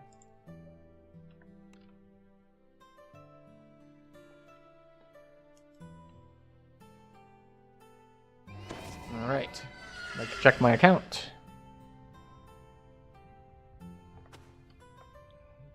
Okay, so let's look at shields. What could we possibly swap to? Garbage Can Lid is a small shield, but it's made for people who actually want to hit things with their shield. It doesn't have, like, defensive stats on it, so we don't care about that. Blessed Vestments, Flame Cleanse Fury doesn't give us what we need, unfortunately. Bronze Dragon Scale is Kroot's Influence, which, of course, we can wear because it's Dragon Scale and it's heavy armor. But we don't actually want to be in heavy armor because we have evasion, so we don't want to wear this anyway. What is Burning Light? Is that a shield? No, it's an orb. Interesting. Crystalline Ward. This might be worth swapping to, because this has Insightful and Quality Magical Sheltering. Now, I already have some Insightful Sheltering, but I don't have Quality. So we'll toss it over here just for the comparison. Oh, it's a large shield, though, so we lose evasion, so no go on that. Focal Point's level 21. Hector's Bracer's 21 as well. These are all level 21. Resplendent Fury. Unfortunately, we are not a Radiance caster, so we can't benefit from it. Twisted Metal's also 21. Also 21. Stygian Wrath is worth looking at, because it has Insightful Nullification and Insightful Negative Lore. So we might just do this for like poison power, but I'm not really casting a lot of poison spells, so we'll toss it over here just in case we want to look at it, but probably won't end up using it. Alright, hands. Alright, other hat options. Spell Focus Mastery 3 might be nice, but we do have the freezing one. Attunement, that's magnetism, we don't need it. Blind Devotion is good at 21, but this is a racial life, so we're not going up to 21, so we don't need it. And let's see, how gauntlets, we're still more level 21 stuff. Yeah, alright, so none of this is stuff we want on this build. Celestial Amethyst, uncrafted. Alright, so this is uncrafted, this is uncrafted. Acolyte's Lenses, we don't need the intelligence.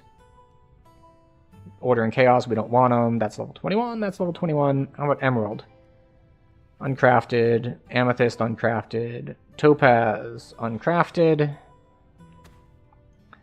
Do I want to craft one of these with Wisdom on it? Do I have a different Wisdom ring? I thought I did. Poison class would be nice at 21, but we're not going there. Wicked Insanity is also at 21. I could have sworn... Maybe it's in here. Okay, so let's go by slot. Weapon. Nothing that we care about. Nothing that might be useful. Well, let's look at these weapons. Luminous Truth. Yeah, we don't care about that. Polycurse Dagger? No, not a caster weapon. Sunken Radiance is also not a caster weapon. We have Wild Flame and Wild Frost, but we are not casting Flame or Frost spells. Well, Wild Frost... I am still casting my AoE Frost spell sometimes. That's split between Frost and Glacial and Physical. And this does have Conjuration focus. So it might be worth doing. So we'll toss that over there just in case. Alright, weapon, shields. We have Giant's Platter, which as we mentioned is a large shield, so it turns off evasion. Resplendent Fury, of course, is an orb that doesn't, but we can't get good use out of it. We have lots of Giant's Platters, apparently. We have Moon Guard, that's a buckler, but again, it's a buckler that is mostly focused on hitting, but it does have the quality and insightful magical sheltering as well. So I don't think we care about it, but I'll toss it over here just to be looked at, maybe. And armor, again, Turncoat, Wildcard, none of these are ones we want. What is Whisper Chain? And those are all too high level. Okay, so we don't want any of these armors. Eyes, we don't want a Collective Sight. Head, alright, we have Umber Brim, which is for physical. We have Drow Sage's Cowl, so this has Wisdom on it. So this is a potentially useful one, because we don't have a Wisdom slot yet. And let's see, Pansophic Circlet, which you can't get anymore, I guess, because it used to drop in Memoirs, but Memoirs doesn't exist anymore. I wonder if did they move the drop somewhere else? In any case, we might come back here for Drow Sage's Cowl. And let's see. Oh, his head, neck. Conduit of the Soul, theoretically useful because it has Divine Augmentation, but I don't think we care about it. Alright, that's fire, that's tankiness, this is... Yeah, we've got fire and ice for fruits, which we don't care about. We'll toss this over here just to have a look at on the other character for direct comparison. Trinkets, we have a physical one, so we don't care about that. Cloaks... This is level... Alright, so this is level 15, but we don't actually want to use it, and that's level 21. So we can't use it. Wastes. Again, these are mostly going to be the high-level stuff, and we're currently wearing a pretty good defensive waist. Rings. Whispering is level 21. Celestial Uncrafted. We have Rizia. We have Lamania. We have Shattered Onyx, which is not crafted. We have Blind Devotion, which is level 21. And we have a Ruby that is crafted Dex. There is... Who has my Chieftain Ring? I think my tank has the Chieftain Ring. Which is it's a Wisdom Ring. So we might go and grab that. And then hands. Wildwood is not useful. Sunstone is also not useful.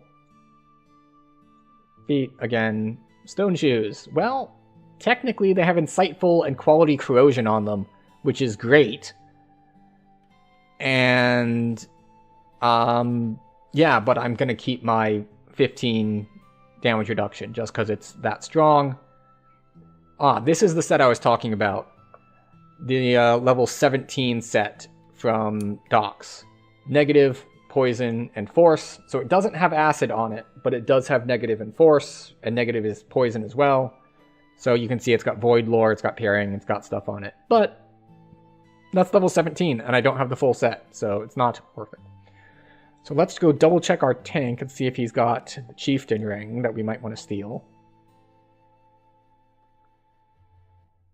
Because we want better DCs and better survivability, because more wisdom means more temporary health from the Blightcaster cores. Assuming it lets me log out.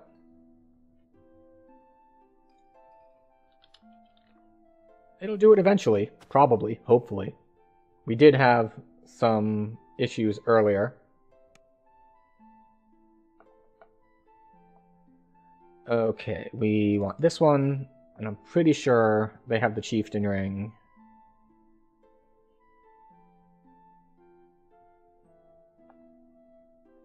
Hopefully, maybe. Rings. Oh, Brazen Brand. I think that's the one I was thinking of, not Chieftain.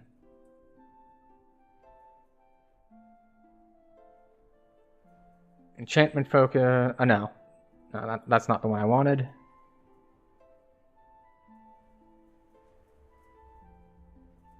"'Tis the season of festival in Stormreach." Okay. Do you have it in your bank? Or have I just lost it? Okay, show me rings.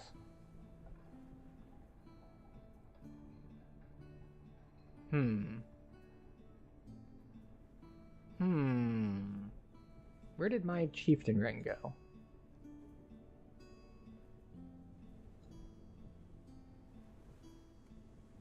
Or is it at a different level than I thought it was?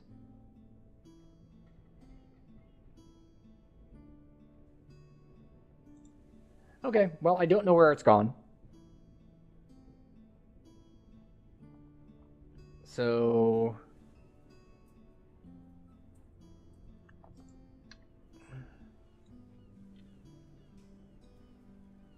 Okay. I don't know where my chieftain ring has gone.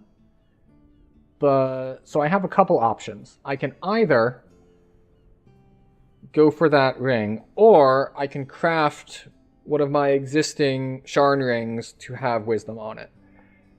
Which actually isn't that difficult, and is probably the correct answer. So, the downside there is... I don't know which ring slot to put it in. I have to lose 10 spell power if I put it in one slot, and I lose my negative and my force crit if I put it in the other slot. Oh well. I will work that all out at some point in the future. For now, I believe it is time for us to bail out, as it is just after midnight.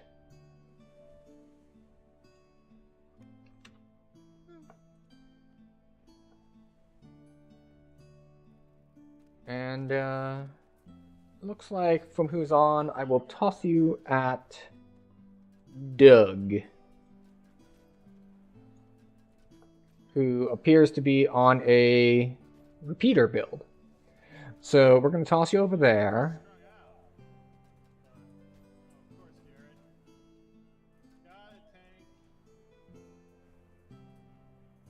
Okay, and we appear to be in Shindelrind. Excellent. That's a pretty cool chain. So, for everyone who is here, thank you for being here. For everyone who is not here, or maybe watching a VOD or something else, thank you for that. Thank you for sticking around, hanging out, tuning in, all that good stuff. We're going to raid Doug. And... I think there's someone here. My viewer count went down to 1, which means I think it's only me. But if it's not only me, we'll go ahead and raid out.